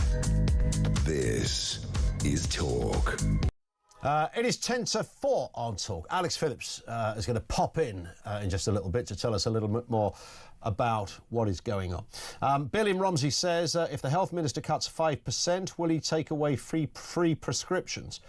Yeah, probably. John says, I left the UK a year ago. Watching and listening to Talk TV confirms I made the right decision and my wife and I are happy in the beautiful sunshine. It's only when you're outside looking in can you grasp what a basket case the UK is. It's become a dismal, disgusting place, says John, who doesn't elaborate on where he is. So I'm going to guess somewhere southern Europe based. Could be France, Spain, in that neck of the woods. Could be wrong, might be Dubai, could be Barbados, who knows. Back to your calls. Mark is in Carlisle on that issue of phone theft. Mark, what have you got for us? Hi. Well, basically, I got the latest iPhone and I installed a sophisticated system, which is you research Pegasus spyware later. Mossad invented it. Oh, wow. So you installed this on your own phone? Yes. It's a foolproof... what do you call a tracking system, where even if you switch it up and take the battery out, you smash it, you can still track it. Wow. So we tracked it from London. I got nicked in London, my phone. We tracked it all the way on the M4 Eventually, we ended up in Bristol. It stopped in one place, but the hotel was too big to find the specific room the guy was in. Then the next morning, he went to a car boot sale. We were hunting him there. Then he went to a cinema, and we couldn't find him, so we tracked him. Eventually, he went static and went stationary, but it was a police station. The guy got nicked, and now it's in the criminal justice system. I can't get it. No, so he got nicked for something else? Yes. With your phone? Yes, no, with 35 phones. And I can't get my new iPhone. So you that's just brilliant that you finally traced it down to the cop shop. I love it. If you research Pegasus spyware, Mossad invented it. Well, that's usually good enough for anybody. I would imagine that the cool cats at Apple will advise you not to put that on your phone. Well, I'm going to the court case. I'm asking the judge to get my phone back before he gets sentenced and all that. Well, yeah, just tell him you know people at Mossad. That might do the job. Well, the phones are going to the court case in a plastic bag, so I'm going to go and reunite with my phone in the court. I hope they've given it a spray and a clean-up with a nice chamois. I can still track it in when it's switched off. It's there, I can see it. Wow. So it's that's amazing. I love it. It's a great call. Mark, thank you very much indeed for that. This one comes in from Ken, who says, how can a man be proud of winning a women's competition? Women will be upset at being beaten by a man, but why would the man be proud? That's the bit I can't work out with Leah Thomas, the swimming story. Would, if you want to be polite, would she, or if you want to be accurate, he, not, when the head hits the pillow, not go, I've clearly got an advantage here. I have an obvious physical advantage. This in from Brad in Cambridge. I received an email from the Conservative Party trying to encourage me to rejoin them. My response is simple, that until they make it policy to leave the ECHR, I wouldn't even consider it. I suspect many ex-members feel exactly the same. I think that's bang on. This one from David in the Cotswolds, who says, I don't particularly warm to John Redwood, but he is defining the long-lost Conservative values many agree with, but had not been seen for 14 years. Reform are also saying the same things, and as they are fresh and believable, I think that's why they will perform well at the council elections and later the general election. That is true, but I come back to what I was saying a little earlier as to whether there is just an obvious, I don't know whether it's a redefining, a replenishing, it's just a change in appetite as regards what people are looking for from politicians, the sort of things that are important. Have we kind of gone peak Conservative? And I asked this question, and I think we could probably do a whole phone-in precisely on this point, that the Conservative Party and conservatism, in its conventional sort of Thatcherite sense, served its purpose. And it's done what it set out to do. And now that's over. We all get it. We know about, living within your means, personal responsibility. I think most sensible people get that. But now the appetite is for something else, which is why Reform are doing really well. And when I speak to Republicans and they say, the old Reagan, you think about Republicanism, name a famous Republican, people go, Ronald Reagan, every day of the week, Ronald Reagan. But people, even loyalists of Ronald Reagan and that era, will say, the Reagan era is gone. That's not what people are looking for anymore. It's something else. So you've had peak Thatcherism, peak Reaganism, and now the search is on for something else. Here's somebody who might be able to help us out on this one. Our next guest is Alex Phillips. Am I a guest, am I? You are Can a guest I go now. after this? You then, can at indeed, the top of the hour? Welcome along. along. Stay for the next show, which I'm presenting. Yeah. You snotty little what's it. Oh, don't. I say that kindly, by the way. I know. That's an understatement of the century. Because you've had like 2 weeks of barbaric flu. I'm still not well now. I'm not sure what I'm doing here. You're feeling There's a slight possibility I'm still in a fugue state with flu, lying in bed dreaming that I'm in the studio. So you've had the full works. I've had, as it were, the full works. Yeah, I was writing my will. I'm not being well. I saw a picture on social media of you laid in bed with your teddy. My hot water bottle. A hot water bottle? Yeah, thank goodness for him. He's been my stalwart. Well, what's your hot water bottle called? Dogger. Dogger. Yeah. Okay. It's based on a children's book. It was my favourite kids' book Really? growing up. Yeah, it's not what you think. It's nothing to do with lay-bys and public toilets. Well, it's a soft toy from a book from the 1980s. Doesn't get any better when you say it like that. Ian, what time is it? It's not even 4 I'm o'clock sorry, in I think the I'm still doing the afternoon. Late Show. Listen, Reaganomics and all that goes Right. with it. There's something in that, Right. isn't there? It's, you know, it's kind of, there's a crescendo. It's and funny, it's I was been hit. thinking about this just today, and what really sort of got me going down a thought process was that amazing video of Donald Trump surrounded by the little girls as he's signing the executive order to ban men, trans men, whatever they want to call themselves, from women's sports. And, you know, giving pens to little girls. And I just thought to myself, it's a madness. It's a madness. For the past however many decades, we have had this policy of open borders, self-flagellation, political correctness. To such a degree, we've started causing harm to our own society, economically, materially, psychologically. And people have just said enough is enough. They're fed up with it and they want a new world order. So it's different from Reagan and different from Thatcher. And economically, you can't just transpose that era onto today. No. It's a different world we live in. We live in a far more globalised world. But it is one of those revolutionary points again. I think Reagan and Thatcher came in after a really sort of doldrum period for the West in the 70s. And all the rest of it. Yeah. And it has that sense of people going, we're going to tear up the way it's been for the last couple of decades, the last generation, and we're doing it differently. Well, you Thank need... goodness. I remember Bob Geldof describing Thatcher as a punk, and I thought it was a great way to describe her, because obviously, on the face of it, you wouldn't think that, but she was. Right. She really was. This is the next era. Right wing is the new cool, and that is actually very clear when you look at people like Mark Zuckerberg, who at one point was a flip-flop wearing .com leftist bro, who's now, you know, everyone loves Joe Rogan. Everyone, you know, and now they all Zuckerberg's got want... me Uncle Ted's haircut, which is interesting. You know, so he's even changed that, hasn't he? Yeah,